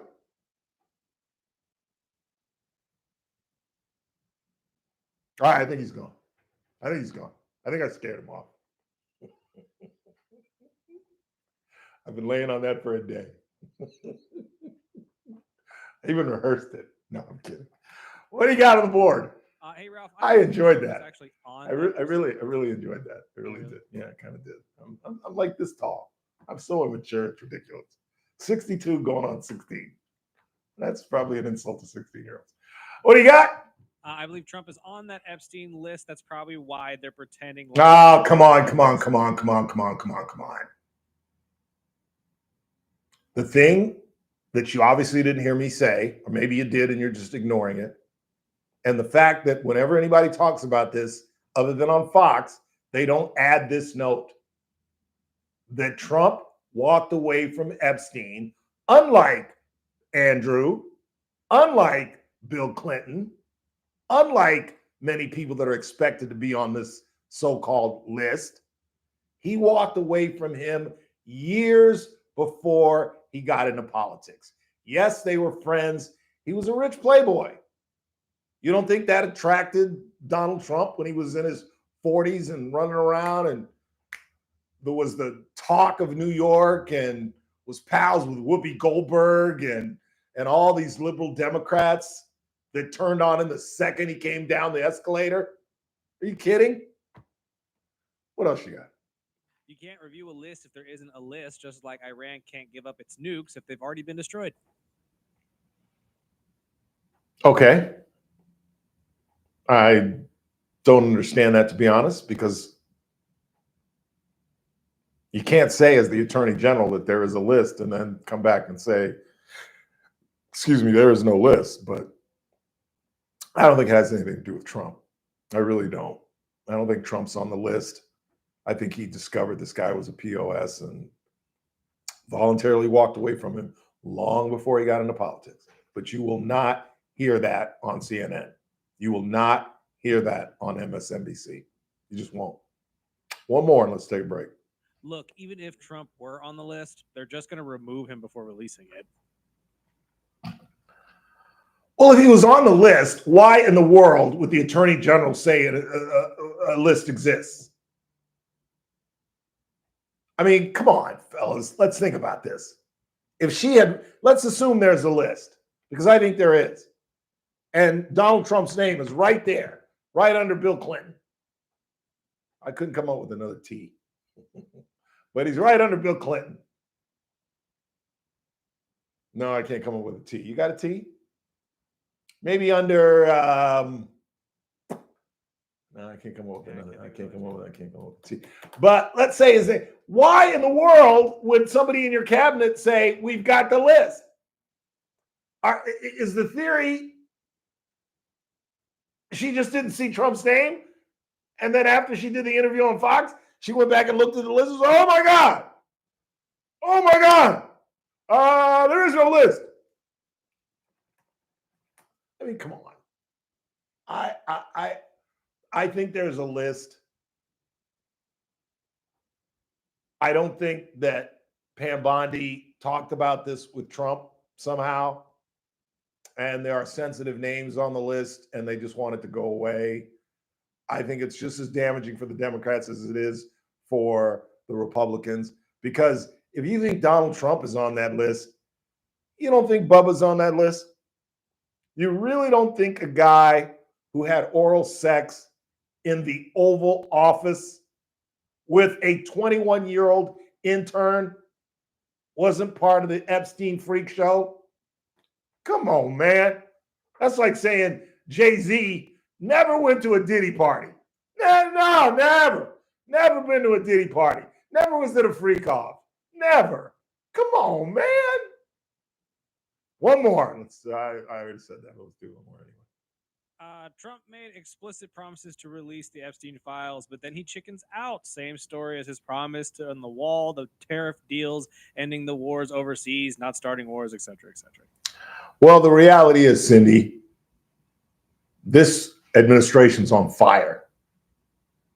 And you guys can try to turn everything upside down, but this administration is on fire. There's a ceasefire in Iran and Israel. We're working on Israel. The tariffs are working. The economy is booming. The job rate was outstanding. Inflation is down. Gas prices are down. The cost of living is getting better. This guy is on a roll. He's winning the fight on everything that he promised in the campaign. And if there's anything that can be said for Donald Trump that is irrefutable, is he does what he promises. And of course, for Democrats, that's antithetical to anything that makes them happy. So Cindy's going to write us and say, well, he's done this and he's done that. He's done this and he's done that. She's not going to say there's peace in Israel. Iran's not lobbing drones at the Jews. Now, Ukraine is another matter. We're just coming off the worst attack on the Ukrainians. But I told you that Putin was never going to stop. He wants to be in the pantheon of Stalin and Lenin. And he wants to put the band back together. And he's figuring at this point, I can't settle for 20%. I got to take the whole damn cookie. And it's going to be fascinating to see how in the next 3 years we deal with this, because this thing could go on. It's been going on for 3 years. They got 20% of the country. So this thing could go beyond the Trump administration. Let's go ahead and take a break. Come right back. Still got a lot of things to talk about. We still check the board and try to clear what you all are discussing. And then we'll talk a lot of sports in the 5. There's lots going on. I haven't even mentioned the incredible class of Hall of Famers going into the CSUB Hall of Fame. A bunch of guys that I knew when I was matriculating in the Southwest, including Rudy Patootie, is what we used to call him, Rudy Carvajal, one of the best administrators, the AD there. Charlie Craig, just an outstanding man who I adored and was incredibly kind to me while I was matriculating. And the 92-93 CSUB runner basketball team that went 33-0 as part of a back-to-back Division II championship. Kenny Warren used to cut my hair, Tyrone Davis, Justin Hudson. It was just a great bunch of guys led by Coach Pat, who just, you're too young. I was going to ask, did you know Coach Douglas? Not a nice man. No? Oh, a brilliant coach. But I played in a golf tournament with him. He didn't say 10 words to us, the 3 other people in our group. You know, why is it weird that way that some of just the grouchiest men become the greatest coaches? Because they're disciplinarians, they're single-minded, and they just don't suffer fools. And they ain't got no time for a little golf chit-chat, I guess. I don't know. That's a good point. I mean, you're still trying to promote a program, and you would think you would be, Cordial. Yes, exactly. They're just cordial. You don't have to, hey, Ralph, I listen to you every day. Just be nice. That's all. And he wasn't. He was a very disagreeable guy, but a brilliant head coach. Really was. Back to back and 33-0. And that was a fun season, man, particularly if you were on campus, because there are a couple of games that they should have lost. Kenny Warren won one game with a 3 at the buzzer. It was a crazy, crazy season. Oh, but a wonderful time to be on the CSUB campus, particularly as the managing editor of the newspaper. It was a lot of fun. Quick timeout, coming right back on a Wednesday. It's the Ralph Bailey Show on News Talk 96.1 and AM 1180 KERN. We're streaming live at kernradio.com. News Talk 96. You got a mess maker right here. And start your day right. First Look with Scott Cox, 6 to 9 a.m. On the Thursday edition of the First Look program, we'll have the latest on this nightmare that's playing out down there in Texas Hill Country. We got the very latest on ICE versus Los Angeles, and we'll have the very latest in state-of-the-art news, traffic, and yes, weather. It's all happening 6 to 9 a.m. right here at News Talk 96.1 and AM 1180 KERN. First Look with Scott Cox, 6 to 9 a.m. News Talk 96.1 and AM 1180 KERN. We talk a lot about Messmaker and Petrie Wealth Advisors, and it's good that I get the opportunity to do so because I'm a client. And as I've talked about firsthand, it's the smartest financial move I've ever made. And it's fun to be able to turn Daniel on to other folks. I've told you that Lisa, who's one of our executive producers on the broadcast, turned her husband, who just retired, on to Messmaker and Petrie Wealth Advisors. And again, if you're facing retirement, if you're in your late 50s, early 60s, call Daniel. Just talk to him at 395-9400, 395-9400. Or be with us tomorrow at 4:30 when Daniel appears every Thursday right here on the Ralph Bailey Show. Messmaker, Petrie Wealth Advisors.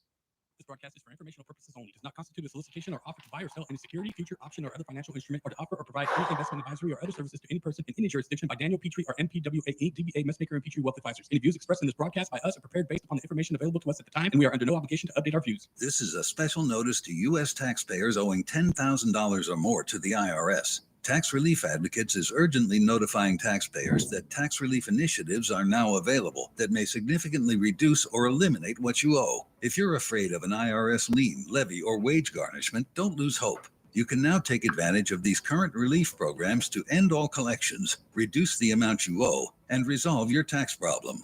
Even if you have years of unfiled tax returns or are already in a payment plan, Hey, Chris. you qualify for significant relief. Struggling taxpayers can now get relief they need during these hard economic times. A hotline has been established by Tax Relief Advocates. I might throw up on camera. Can we send Allie the clip of the Fong thing? Yeah, do you have an email?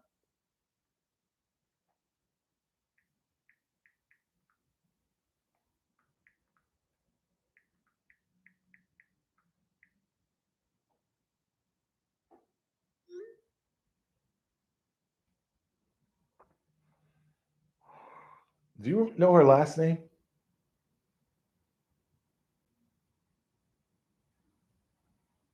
I met her the last time we were in DC. Did you? I think for the first time. But I don't know. You just want to get her email and just text it to me? I'm asking her now. Vestibular Disorders Association. Are you looking for a hospital that truly cares for your health and well-being? At Good Samaritan Hospital, they provide high-quality medical detox, psychiatric services, and medical and surgical care. They accept most insurances, including Medi-Cal, Medicare, and Kern Family. They offer Kern County's longest-standing inpatient detox program with dual diagnosis that combines medical care and withdrawal management all under one roof. Learn more at GoodSamaritanHospital.com or call 661-215-7500. Good Samaritan Hospital. They care for their community. The Clay Travis and Buck Sexton Show, live 9 to noon. Now back to the Ralph Bailey Show on News Talk 96.1 and AM 1180 KERN.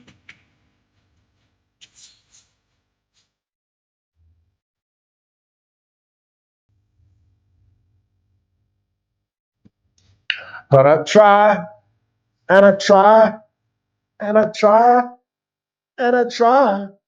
I can't get no. 842-5376, 842-KERN. What do you got?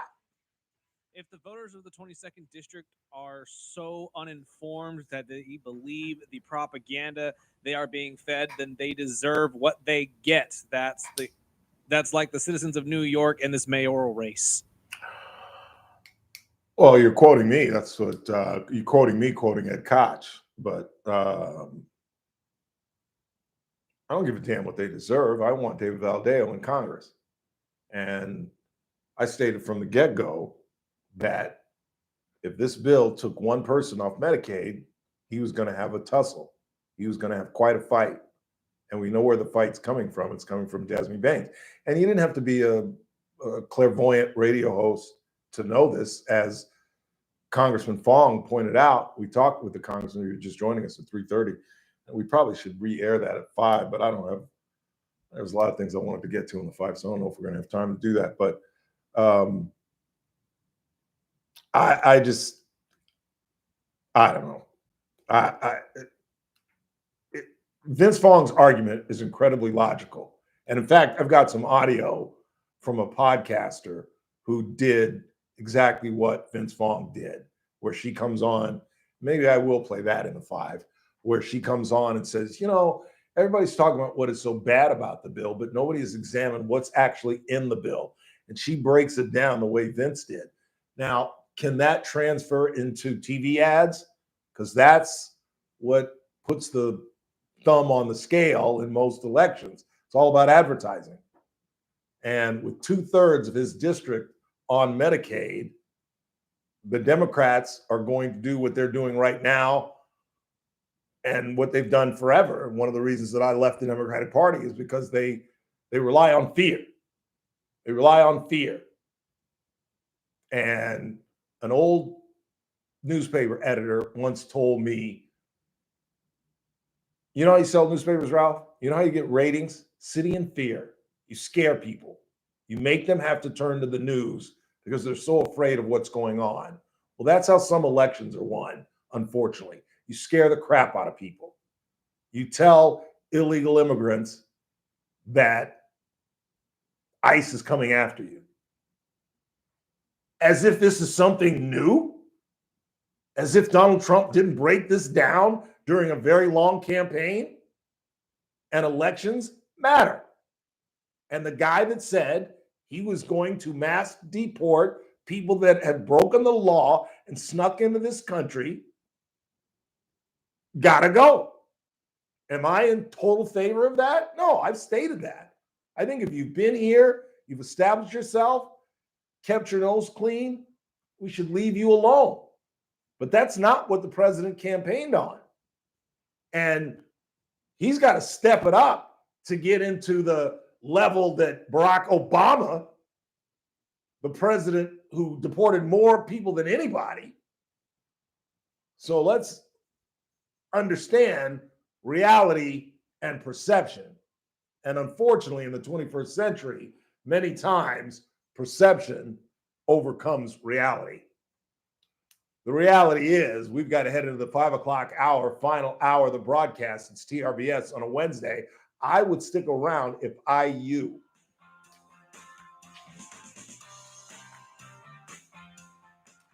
This is AM 1180 KERN. Green Acres. This is 96.1 FM. Oh. Bakersfield. Online at KERNradio.com. Breaking news this hour from townhall.com. From Washington, I'm Keith Peters.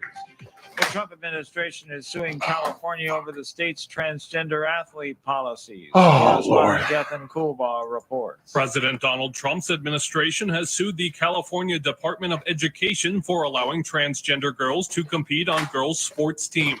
The lawsuit filed Wednesday says California's transgender athlete policy violates Title IX. The move escalates an ongoing battle between Trump's Republican administration and Democratic-led California over trans athletes competing in girls' and women's sports. Trump criticized the participation of a transgender high school student athlete who won titles in the California Track and Field Championships last month. I'm Gethin Coolbaugh. The CEO of X, formerly known as Twitter, is stepping down. Linda Yaccarino says that she's leaving Elon Musk's social media platform after running for 2 years. The best is yet come as X enters a new chapter with Musk's artificial intelligence company, xAI, which created the chatbot Grok. A veteran ad executive, Musk hired Yaccarino in May 2023 after buying Twitter for $44 billion in late 2022. At the time, he said that Yaccarino's role would be focused mainly on running the company's business operations. I'm Hayat Panjwani. The Trump administration has resumed sending some weapons to Ukraine a week after the Pentagon had directed that some of those deliveries be paused. The weapons started moving. Defense Secretary the Pentagon to assess his street that are up by 217 points. Stories at townhall.com. This special alert is for all Americans who own a vehicle. If you have a warranty that's about to expire or no warranty coverage at all, this message is for you. It's time to stop worrying about future car repairs today. Your vehicle is essential, but unexpected breakdowns can derail your plans and your wallet. It's time to future-proof your ride with CarShield. CarShield offers a low-cost month-to-month vehicle protection plan that saves drivers thousands from out-of-pocket expenses on future auto repairs. Imagine if your engine quits or your transmission fails. You could pay a fraction of the repair cost. This protection plan is at an all-time low, and to give you even more peace of mind, drivers who activate today also receive free roadside assistance, free towing, and car rental options at no additional cost. Don't wait for a breakdown to drain your savings. Future-proof your car with CarShield today and drive with confidence. CarShield for your free quick quote. Call 800-894-9190. That's 800-894-9190. What do you have to lose? Call 800-894-9190. That's 800-894-9190. Again, 800-894-9190. From the KERN Newsroom, your live and local news update on News Talk 96.1 and AM 1180 KERN. I'm Bill Robbins. There is now more affordable housing in downtown Bakersfield. Elevate Apartments has opened and offers 126 one-bedroom units, as well as support services to help residents make the move to a better living situation. This is just during the show. Project between City Look at Serve that. and the Current Housing Authority. That's just Apartments from are me, located because if across you from the DMV on don't elevate it, How much was it that? Or like how it had flattened out Oh, you were this recording morning. normal this morning? Not normal, but it wasn't like that. Look, at no ankle bone, where it's just all swollen right there, and just. I mean, it's just crazy. That's just from because I can't keep it up. You can't really. And feel how hot that is. Feel how hot, like right there. Isn't that crazy? That is freaking crazy. And it just hurts so bad. Just I just want to see how you feel letting tomorrow. blood. If it's fucked up, dude. No, I can't. It'll get better. It's once it's on the downside. It doesn't sweat. It doesn't. Somebody texted on Monday and said if you go to this doctor, you got this fucking two-thing cocktail that you can make for you that you feel great. Yeah. Until 7 o'clock tonight, and again If we tomorrow mention from on 10 the a.m. guarantee till the 7 same person will p.m. text in. The legal cannabis industry in California is set to face challenges due to a coming tax hike. The excise tax will increase from 15 to 19%, while marijuana sales are Yeah, I still wonder how illegal expensive in that Kern is. County. They are legal in Arvin, Cal City, and McFarland. Insurance actually Soon be Exactly. And I doubt it does. in the KERN newsroom with news every half hour or when it breaks on News Talk 96.1 and AM 1180 KERN. What do you think? This is the army where you shoot them a mile away? You gotta get up close like this. Bing, you blow their brains all over your nice side blade suit. It's the Ralph Bailey Show on News Talk 96.1 and AM 1180 KERN. Now make sure you leave the house when you make the call. You understand me? You hear me? Call from an outside Something line. funny? I mean it. Call in or text to 661-842-KERN. That's 661-842-5376. Listen live at KERNradio.com. Now, the host you've been waiting all day for. Live from the KERN studio, here's Ralph Bailey. Final hour of the broadcast on this Wednesday, 9th day of July. It is the Ralph Bailey Show on News Talk 96. You know, I actually just had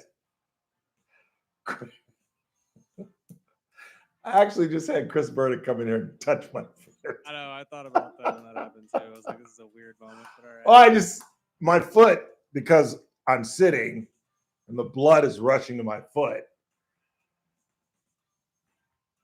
is extremely painful right now.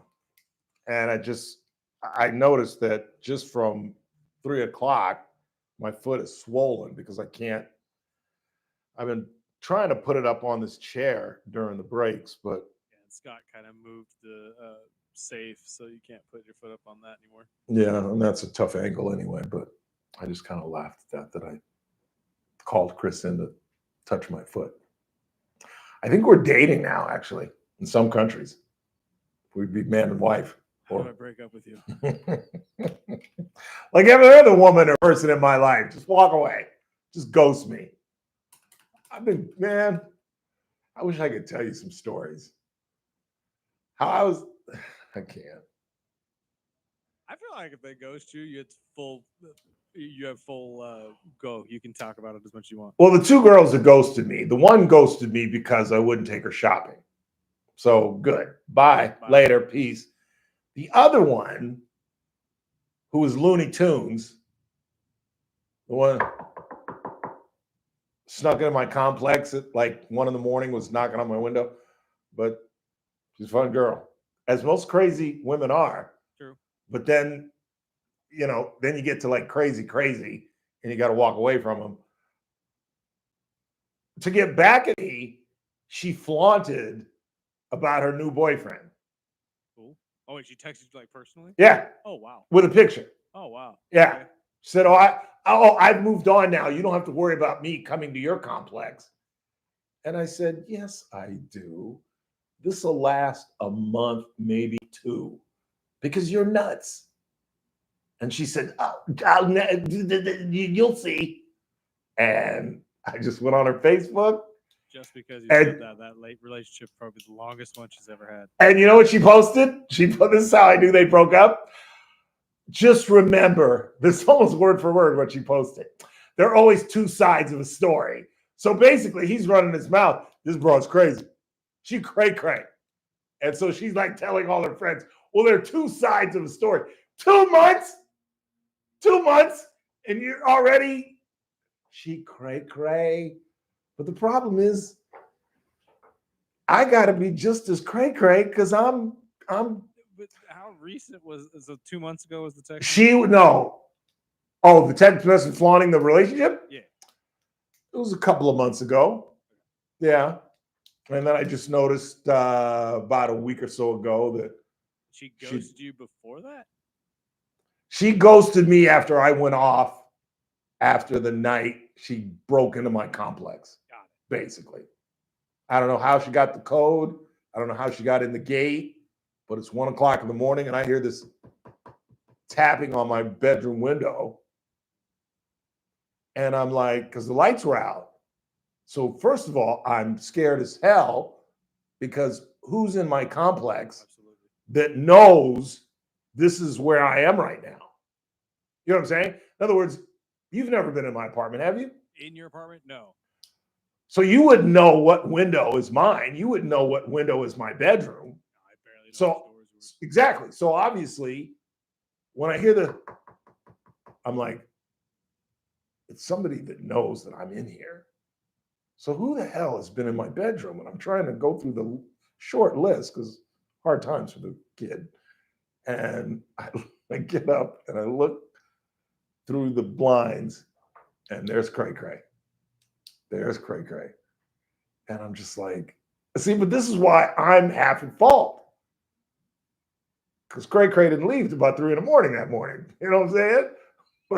So I can't, there's nobody to blame but me, which means that I'm just as crazy. If you lay down with dogs, you're going to get up with fleas. Don't be shocked. Sure. And my dumbass. But the classic was the black girl who was she's 37 years old and was mad because I wouldn't take her boot shopping.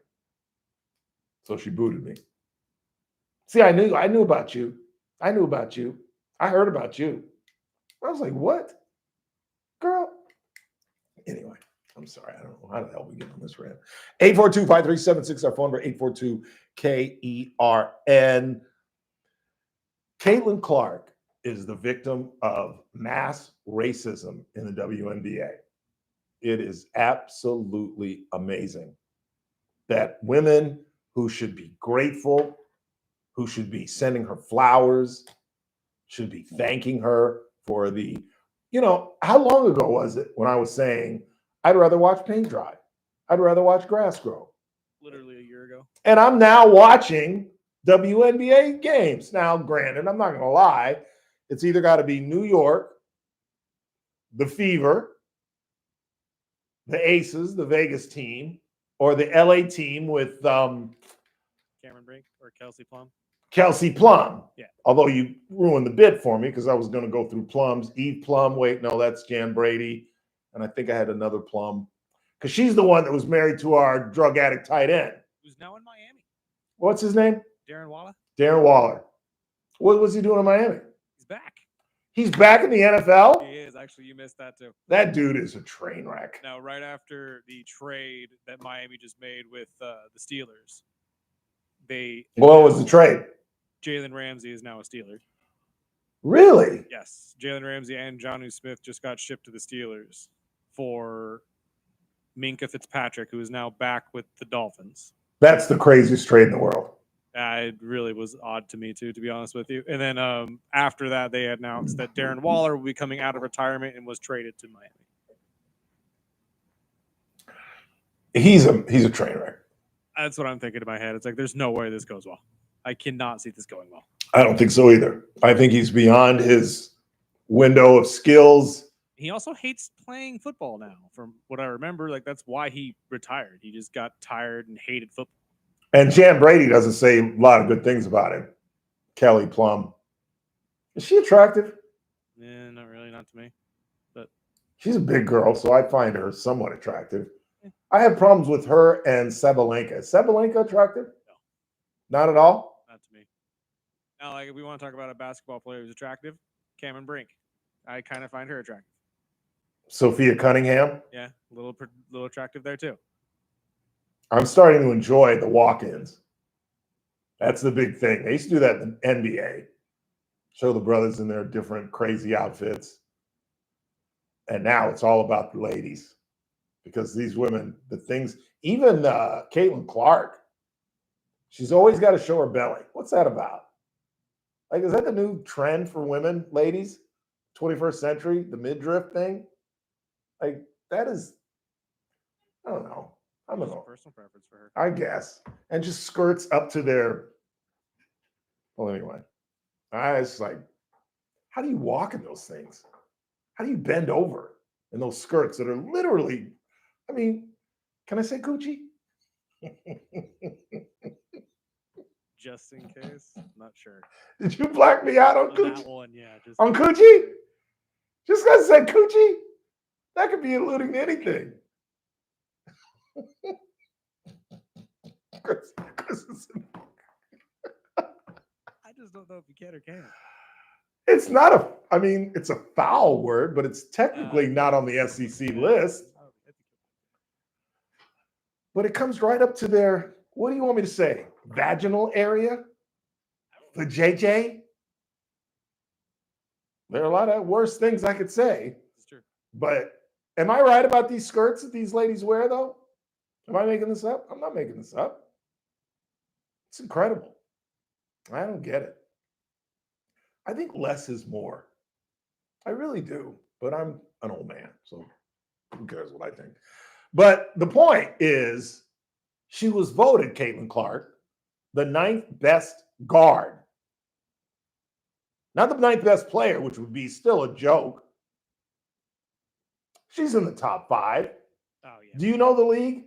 I mean, not great, but I'm aware of like who's the better player. Who's the best player in the league? The girl from the Liberty or the girl from the Aces? Probably the girl from the Aces. Yeah. Wilson.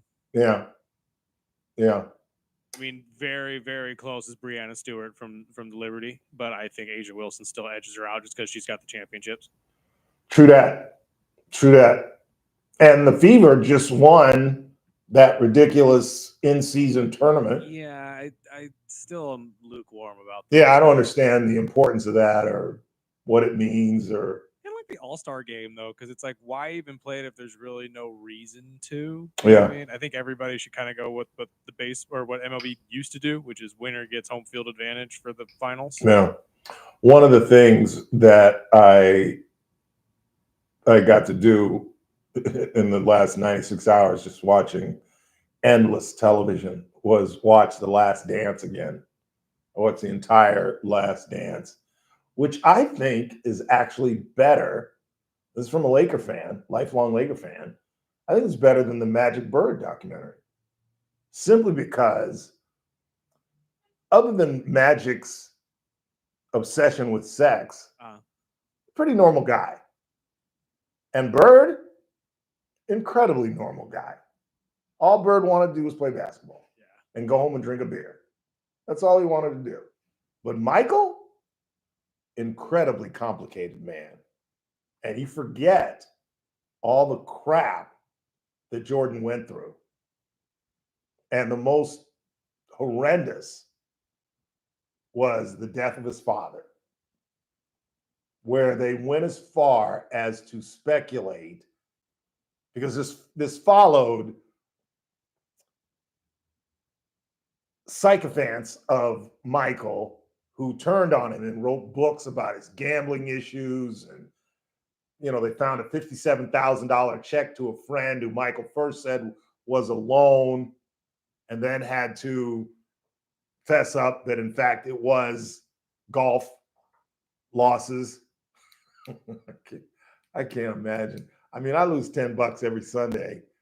I can't, $57,000 just on golf. Yeah, but think about it. 57,000 to him is Well, that's exactly the point. Relatively speaking, that's chump change. $5. To us, that'd be like losing $10 on a Sunday morning. It really is. $57,000 to Michael? Are you kidding me? But an incredibly complicated cat who was not really adored by his teammates. And I think that's where Kobe got it. There's a story that one of the Lakers said, my locker was right next to Kobe. He didn't talk to me for 2 years. And I think he got that from Michael, who was not well liked by his teammates because he would call you out. But when you're riding that Jordan train and you're doing something that I don't think it's ever going to be done again. One guy, one team winning 3 in a row twice. And think of Phil Jackson, how brilliant he is. He's accomplished something that no one else will ever do.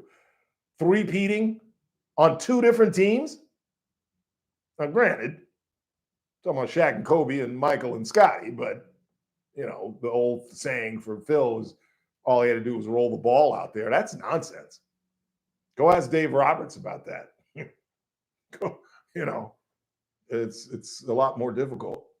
But it was fascinating. I forget what got me started on the Last Dance deal, but we're talking about Caitlin Clark. And was she the top vote getter in the All-Star balloting? I believe I'm pretty so, sure but she by was. fans, By the yes, fans, that's yeah. why she was a captain. Yeah, that's right. That's right. They've got a weird format where they got to select. She got, NBA. I don't like it. and I don't even get it, where she gets the pick and they can trade. And really? I mean, at some point, the only All-Star game worth note, and it doesn't even have the steam that it had when we were kids, is the baseball All-Star game. Home Run Derby is still decently fun, but it's dying because Shohei won't participate, and the real big hitters. Is Aaron Judge in this one this season? See what I'm saying? Like there are 5 solid names, but none of them are. Well, no, it's not true. Cal Riley, the catcher from Seattle, who's leading the league right now in home runs, is in it. But outside of that, it's just like more solid names than anything. The NBA All-Star game is a joke. It'll be now if Caitlin Clark participates, I'm looking forward to the 3-point contest. I absolutely am. And that's what made me start to talk about The Last Dance, because there is a portion where they're following them in practice.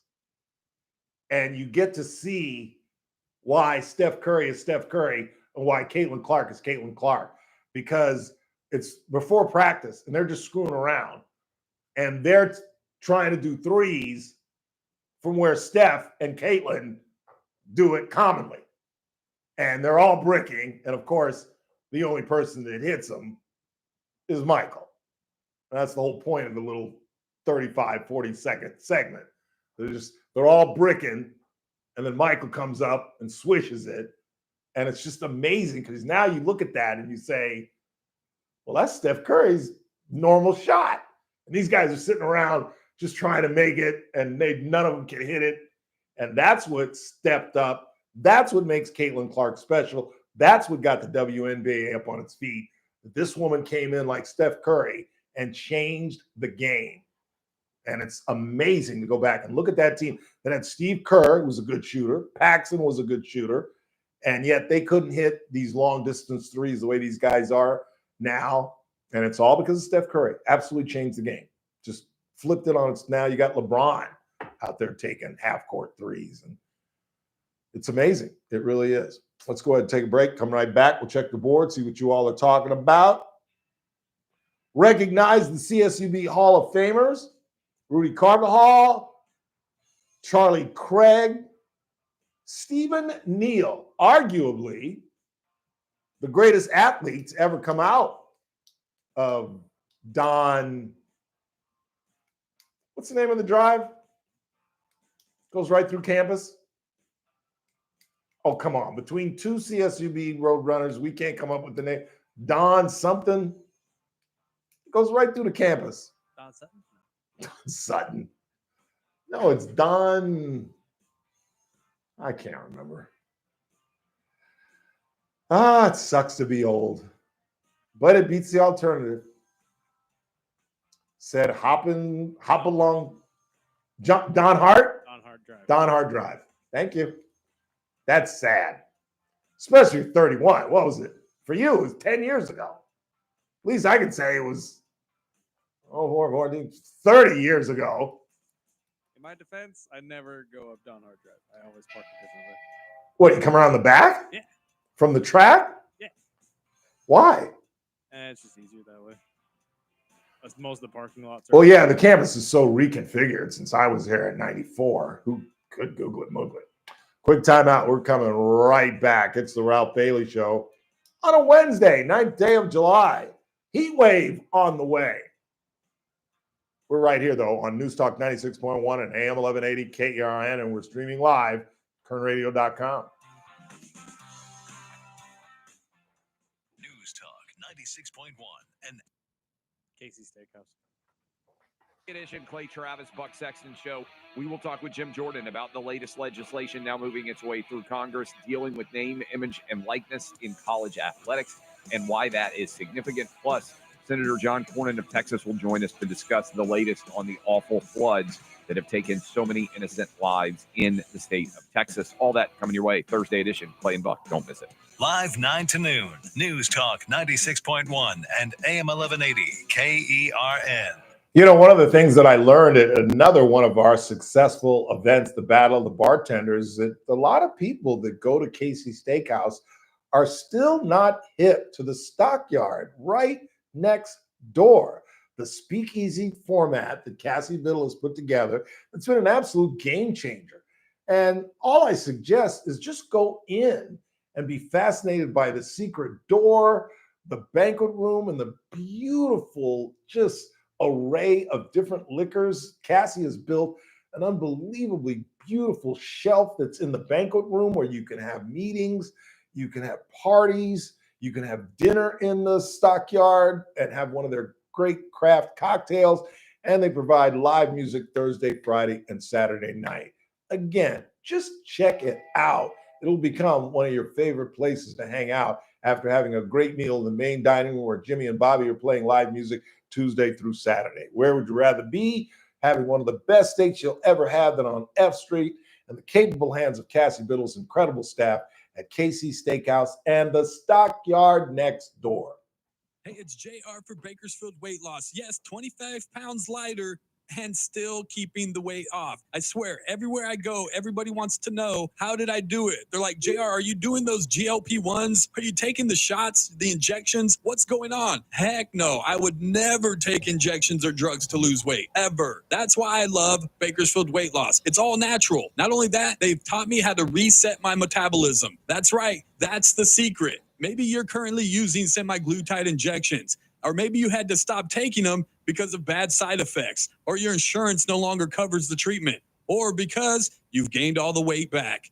Don't give up. Go to BakersfieldWeightLoss.com. They can help. Again, they helped me last year lose 25 pounds. Not only that, I've kept the weight off. Give them a call. It's a free consultation. 661-449-1150. 661-449-1150 or online at BakersfieldWeightLoss.com. Please meet Paul Sheldon's client, Vivian Rushing. Hi, my name is Vivian Rushing. I am a client of Paul Sheldon. They helped me get everything in order. I had no clue what I was doing, and they were wonderful. The staff is amazing. Lynn and Kelly go out of their way to make you feel comfortable when you walk through the doors and make sure you have everything that you need. Paul is very accommodating. He uses himself as an example to help you understand the process of the insurance and what benefits you should be looking at and what you shouldn't be looking at and how to go about getting it together. I have recommended Paul Sheldon. Just a couple of days ago, I was in line to get my medications, and this gentleman was talking about retiring and didn't know what to do. I told him, contact Paul Sheldon. He's the best. I just want to say thank you, Paul Sheldon. You're wonderful and your staff is amazing. When Medicare matters, our team has the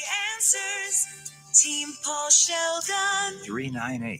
398-2298. You're listening to The Ralph Bailey Show. Catch me weekday morning 6 to 9 a.m. on First Look with Scott Cox, News Talk 96.1 and AM 1180 KERN. Help me run. Bow, bow, bow, bow, bow. Help me run. Bow, bow, bow, bow. Help me, Rhonda. Help me, Rhonda. Help me, Rhonda. Help me, Rhonda. Help me, Rhonda. Yeah, get her out of my heart or get her out of my yard. And I was going to be her man. 842-5376. Isn't it comical that I have two exes that are the reference in two of my favorite songs? Help Me, Rhonda, and Roxanne, you don't have to put on the red light, walk the streets for money. You don't have to share your body with the night. Roxy. 812-537-6842-KERN. Give me a text message. Let's get to the bottom of the hour. Ralph, what do you like in the Wimbledon finals? I need to place my bets. Don't go against me on this. Don't go against me on this. Join me. I'm going with the chalk. I'm going with the two-time defending champion, Or you could follow me and go with Yannick Sinner. who should have been beaten by the 15th seed until he tore a pectoral muscle and had to withdraw for the 10th time in a major. Not at the WTA in Palm Springs. There are only 4 majors. He's pulled out 10 times. There's a joke there, but I ain't touching it after saying coochie. I'm sorry. I'm on medication today. So give a brother a break. Last half hour. It's the Ralph Bailey Show. I would stick around if I you.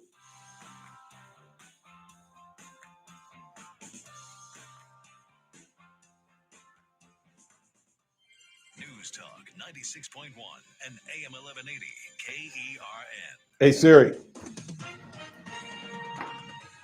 With us Call Coconut Joe's. in Washington, Silicon Valley chip maker NVIDIA on Wednesday became the first publicly traded company to surpass a $4 trillion market valuation, putting the latest exclamation point on the investor frenzy surrounding an artificial intelligence boom powered by its industry-leading processors. The Guadalupe River has a history of terrible, fatal floods. The flash floods that killed at least 100 people in central Texas last week are only the latest disaster to claim lives. In 1987, a mid-July flood scattered children who were trying to evacuate, killing 10 and injuring dozens more. In 1978, enormous amounts of rain fell, producing an early morning flood. I'd like to make an order to go. 33 people died then. Ralph, Details at srnnews.com. do the 2-piece chicken dark with rice and beans. What's that? Rice and beans? No bread. I'm Bill Robbins. There is now more 2 affordable salsas. housing in downtown Bakersfield. Elevate Apartments is That's open it. and offers 126 one-bedroom units as well as support services to I'll help be there at residents 6. make the move to a better living Thank you. situation. The plan is to impact thousands of people over the lifetime of the building by providing the residents with services that include education, help with job placement, and health services during their 18-month stay.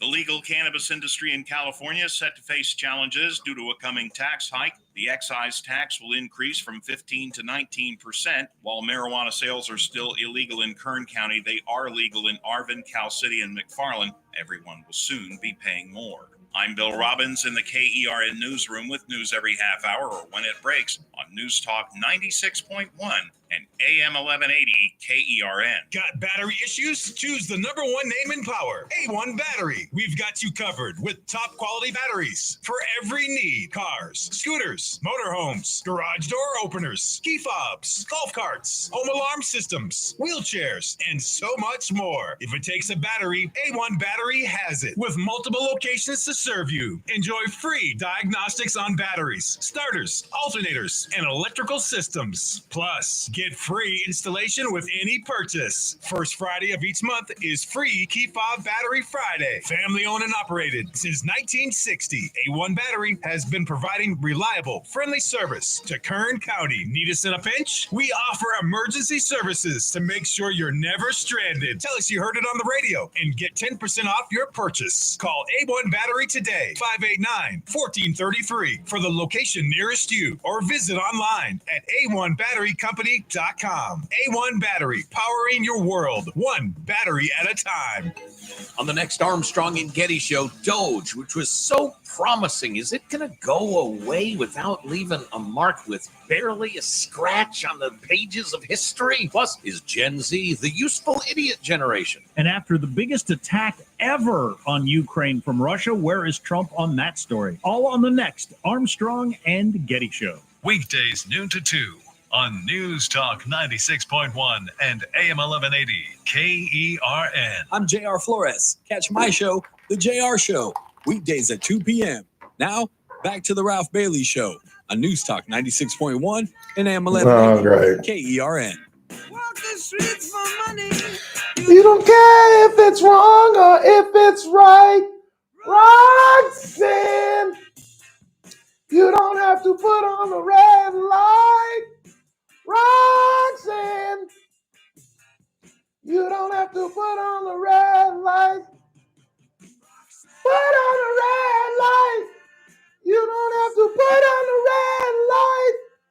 You don't have to put on the red light.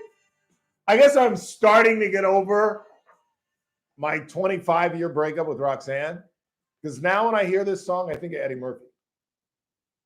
Do you know why? Do you know why? Do you know why? Was that 48 Hours? Yes.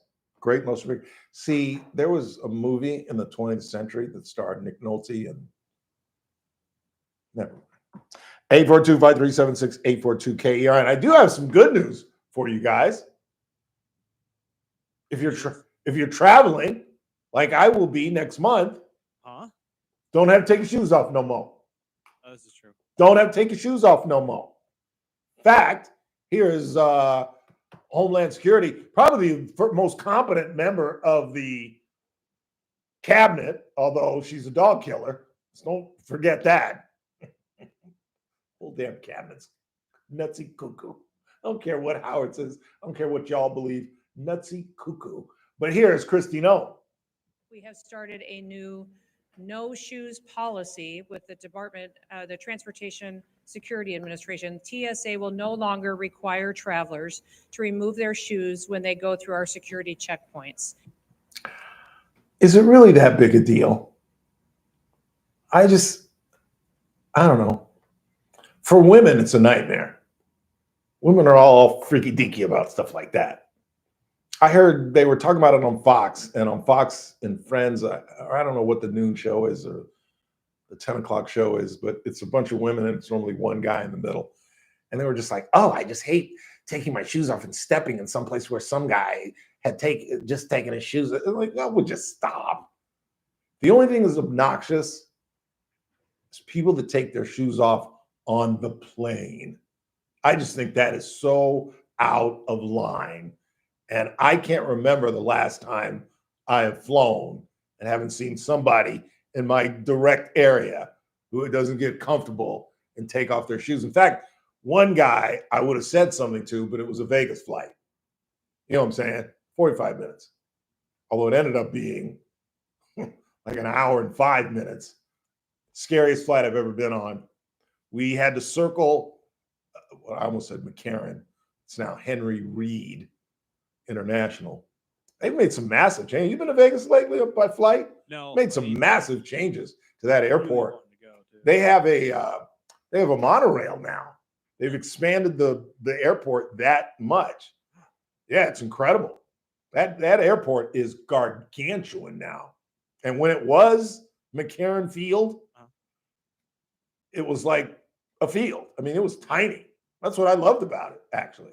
But now it is massive. And they have an actual monorail, a Disneyland like monorail, like they do if you've ever flown into Atlanta, Hartsfield Jackson Airport. They have different concourses, A, B, C, and D, and you've got to take the train to get to D. You could not walk that airport. It is the busiest airport in the world. It used to be O'Hare, Chicago, but now it's Atlanta. By the way, you know, I've turned Randy on to Love after lockup. You have told me this. Well, actually, his wife turned him on, but nevertheless. But last night, the highlight of my last 96 hours, the new premiere of Love and Hip Hop Atlanta. I'm telling you, Chris, just watch it once, and I guarantee you. So the guy who got a baby in a threesome now got a new woman, and he's dealing with baby mama, who is claiming that he's still coming by. And she did so in the most vulgar, just disgusting. He's trying to leave, and she comes out, and she's like, you still want this? You still want this? And she's hitting herself in a nightgown. And it's just like, these people are insane. But I'm sorry, I'm one of those idiots. I'm the guy that complains about the traffic accidents, but I'm the guy that gets up to the accident and gets to 5 miles an hour my damn self. You know what I'm saying? I like a car wreck. I'm sorry. And this show, if you think Love After Lockup is crazy, Love and Hip Hop Atlanta is insane because they're all millionaires. They're all successful rappers in Atlanta. Plus, they've got to be making a fortune on the show alone. Alone, they've all got to be making 7 figures or high 6 from the show. I mean, that show is very popular, and I can't imagine what it's like in Atlanta. But it's on a certain level as an African American. I'm not gonna lie, and again, that's me and race. It's kind of hard to watch because they just are fools. Just about everybody on that show is an absolute fool. I told you they went to London. They pump these people up and send them all over the world, and it's totally scripted because they're like, I'm going to plan a trip to London. You ain't planning no trip. The producers are planning a trip. Don't play that. And they went to London and got into a bar fight in London. Started throwing glasses at one another in London. I've only been abroad once. But one of the things that my father said to me right before I left the house, so my mother took me to the airport, don't go to a foreign country and act a fool. Because I'm telling you, you don't know the laws in the countries that you're going to, Switzerland and France and England. You don't know the laws there, Ralph. You don't know stepping on the lawn might get you thrown in jail for all you know. So don't act a fool. And they send these people and they're throwing glasses in a London pub. But it's great television. Imagine having a baby in a threesome. Like who? I mean, it just makes me cringe. Who has that kind of crazy, unprotected sex? Like it's one thing if you're just out there. No, I can't even say that. With chlamydia and all the STDs and having a baby out of wedlock and just, but having a baby in a threesome? Ugh. Like, ugh. But it's great television. It really is. 842-5376, 842-KERN. The other good news is CityServe is back in action. One of the big stories, you even heard it in our newscast, the mayor helped cut the ribbon, I think yesterday, on the Elevate apartments, where you have to be making, did you hear what you have to make to qualify for this apartment complex right up the street from me? No, I do not. 17 G's. Wow. How does anybody, you can make more than 17 G's at McDonald's, can't you? Yeah. What is it now? $20 an hour, $15 an hour? Yeah, you're 20, I believe. $17,000. What is that, like $1,400 a month? Something like that? $1,400 a month? You can make more on Social Security. Mm-hmm. I can take Social Security right now and make more than $1,400 a month, or just about that. And it's an 18-month lease, 126 one-bedrooms, and it's part of a whole plan where they get you educated, try to get you back up on your feet. You know me. I'm just so disgusted with the homeless situation. This is a good thing. It really is. But it's not going to change the issue in our community, which is the walking dead. That's the real issue of homelessness, the walking dead. And this screamer, the new screamer that I've got, it is remarkable because I got no sleep. Literally, I got no sleep till Monday. I did not sleep Saturday. I did not sleep Sunday. At one point, the pain was so bad at about 2 o'clock in the morning, I grabbed my pillow and laid in my tub reading a book with cold water running on my foot. It was that bad. And I figured I wasn't getting any sleep anyway. And it's remarkable how this homeless screamer is consistent every night. And why he's picked my neighborhood or in front of my complex, I have no idea. But he's out there every night. And he's got a deep voice. I want to go out there and go, dude, you got to try to sing. A little baritone, a little bass in your voice there, Pop. But he's cuckoo for Cocoa Puffs. And he's out there every night. It's crazy. 842-5376. Who you got? Got Ray on the line. Ray, you're on the Ralph Bailey Show. Hey, how you doing, Ralph? Hey, I just wanted to ask you if you ever tried any holistic or natural type medicinal cures for your gout. No, I'm about to start taking the allopurinol daily, like my friends instructed me to, like I used to do. And then I lost the weight, and I hadn't had an attack for about 4 or 5 years. And now it's popping up. I thought I could just kind of live through it because I've had a couple of bouts that haven't been this bad, but this one is pretty bad. That's allopurinol, and and I mean, I haven't had a gout attack for probably over 10 years. I can't remember now, something like that. I got one after Super Bowl Sunday. On Super Bowl Monday, man, I woke up, I couldn't go to, my knees. I hit them in my knees. And Wow. It really just takes me out, man. I can't do anything. Yeah. And so anyway, I'm kind of a vitamin kind of guy. I take vitamins here, and my mom was a nutrition assistant with the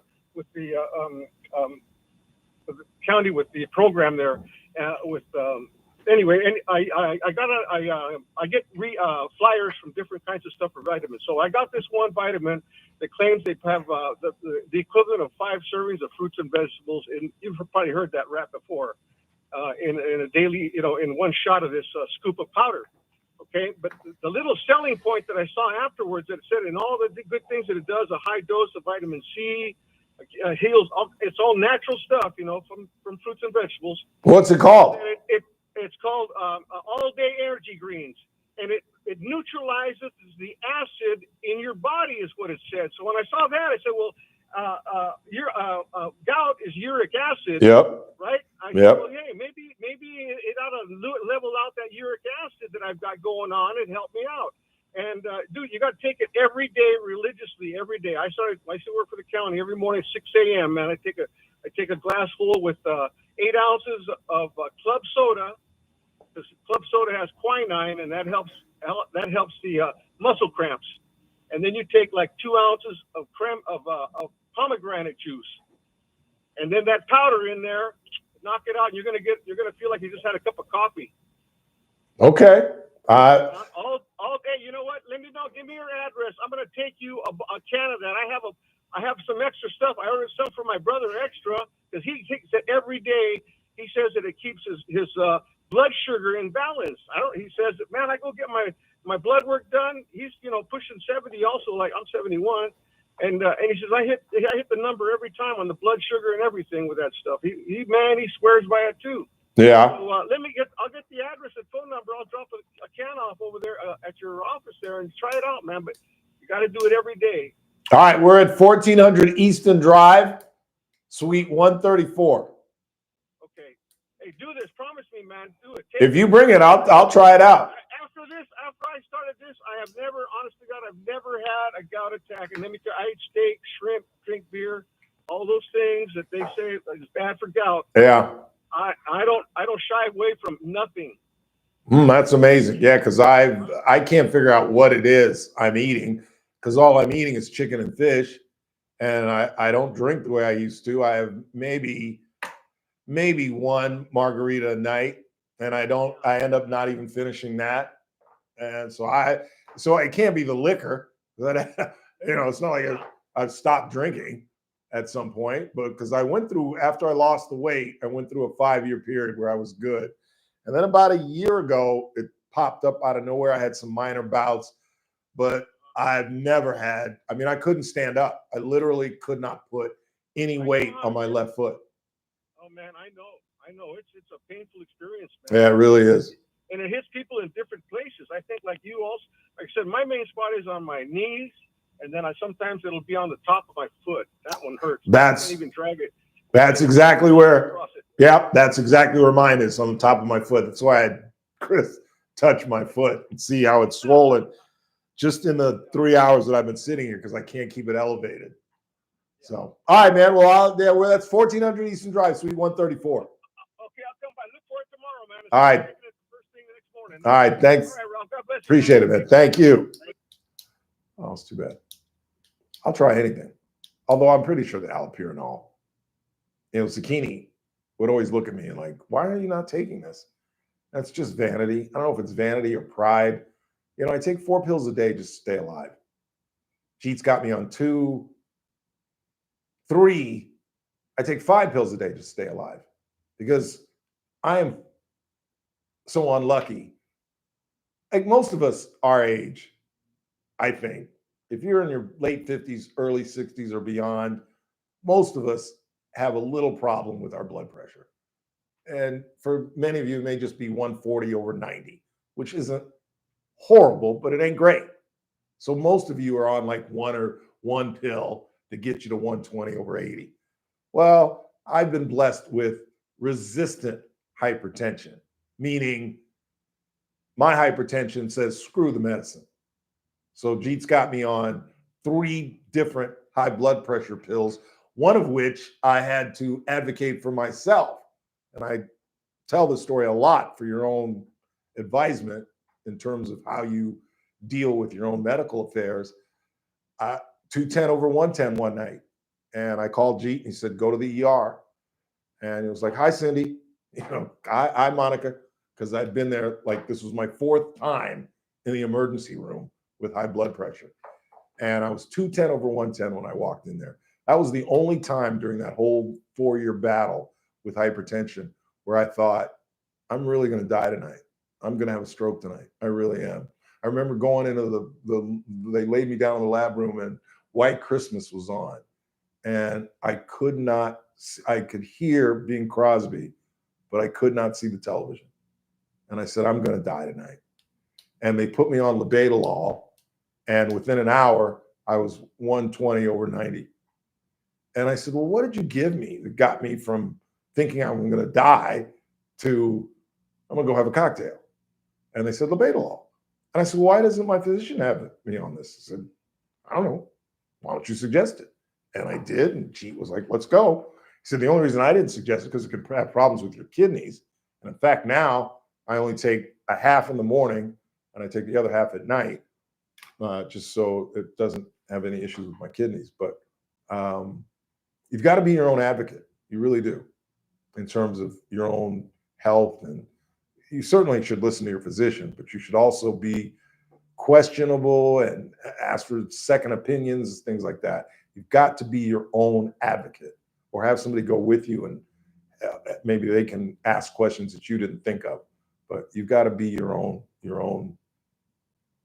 attorney for your own health, so to speak. Let's take our final break of the day.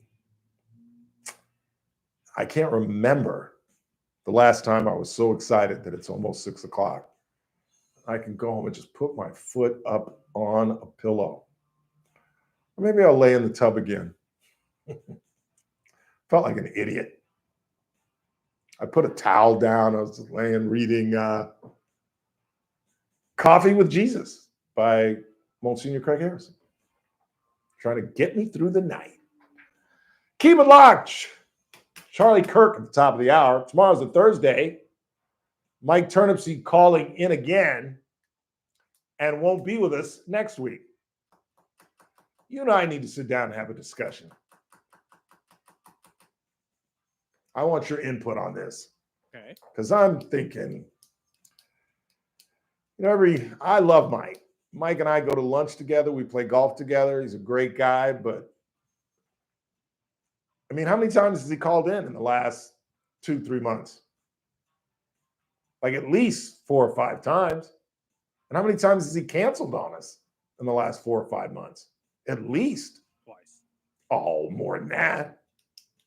Oh, 4 or 5 months. Oh, I'm sorry. No, 4 or 5 months. It's way long. I can't call it on. I can't really call him on it. He's going to I think his brother-in-law's funeral.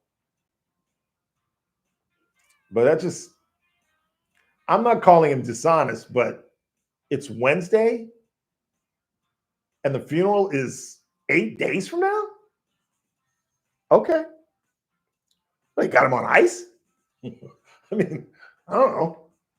I thought if you died on Monday, they'd bury you by Saturday. Talking bad about a dead man. What's the matter with me? Let's get out of here. Final break of the night. Not a lot of time. We come back. It's the Ralph Bailey Show on Newstalk 96.1 and AM 1180 KRN. We're streaming live at kernradio.com. News Talk 96.1 and AM 1180 KERN. This is You want to bust out your promos? Yeah.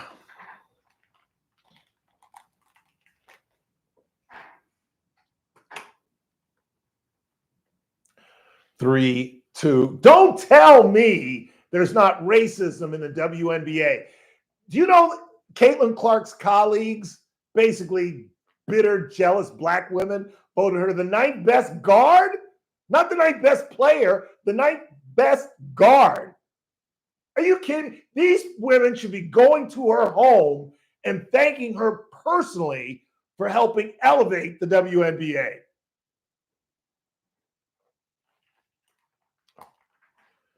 Three, two. It's that man again. Look what's coming up on the Thursday TRBS. Well, it's a Thursday, so Mike Turnipseed will talk with us via the Rogers Brandon Global Telephone Network.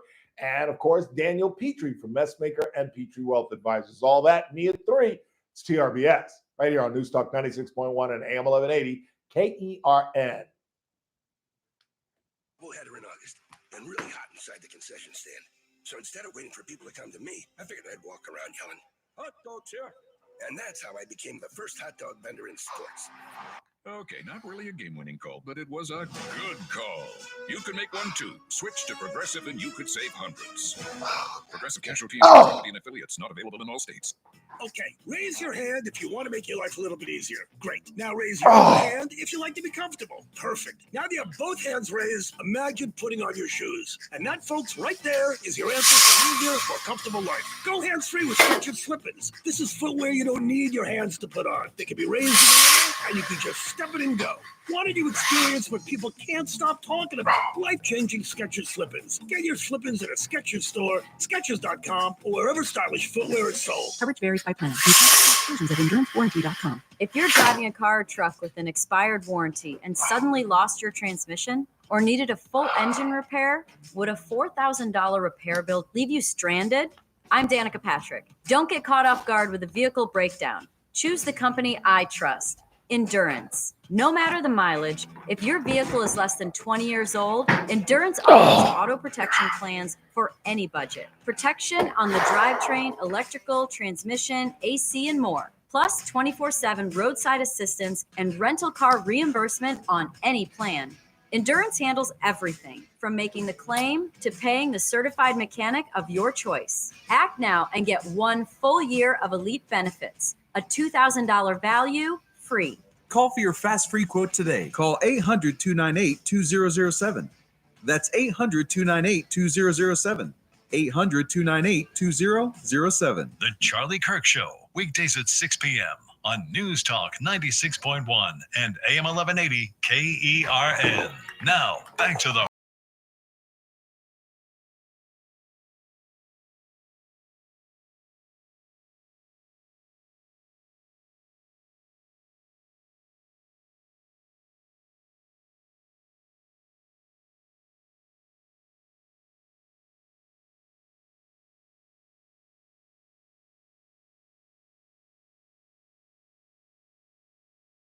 Go out to the family of Lynn Eckert, badass Marine that passed away over the weekend, and Stephen Mayer, former colleague of mine at the Roadrunner. I love the story of Stephen Mayer. I tell it all the time. I was the managing editor. We were starting, I think it was my senior year, and we had assigned all of the posts, what's the word for it? Beats. We signed all the beats and I figured who was, and Steven walked in, and he's a little bit older than I am. So he was probably in his late 30s. And I just thought he was a burned out old man. He came in and said, I want to write for you guys. And I said, well, we've kind of assigned everything. And, but hey, if you can create a story, I'm never going to say no to good writing. And comes back his first day of school, comes back like maybe 2 or 3 hours later. And I'm like, is this old guy again? And he's like, I've got a story for you. I said, really? You come up with a story on day one? And he came up with a brilliant story about long registration lines. It was great. We ran on the front page. It was a great story. And he became the stalwart of that really talented staff that included Amber Chang, who's now a spokesman at BC, and Bob Christie, who was at one time the city editor at the Californian, Pam Tarango, who is a local teacher now. God, I'm forgetting her name, but she was a colleague of mine at 23 as part of that staff. It was a really talented group of folks. In the meantime, that's going to do it for us. See you tomorrow. For Chris Burdick, I'm Ralph Bailey. That's what's really going on. Wrap to you tomorrow. This is AM 1180 KERN Green Acres. This is 96.1 FM Bakersfield. Online at KERNradio.com. Breaking news this hour from Town Hall.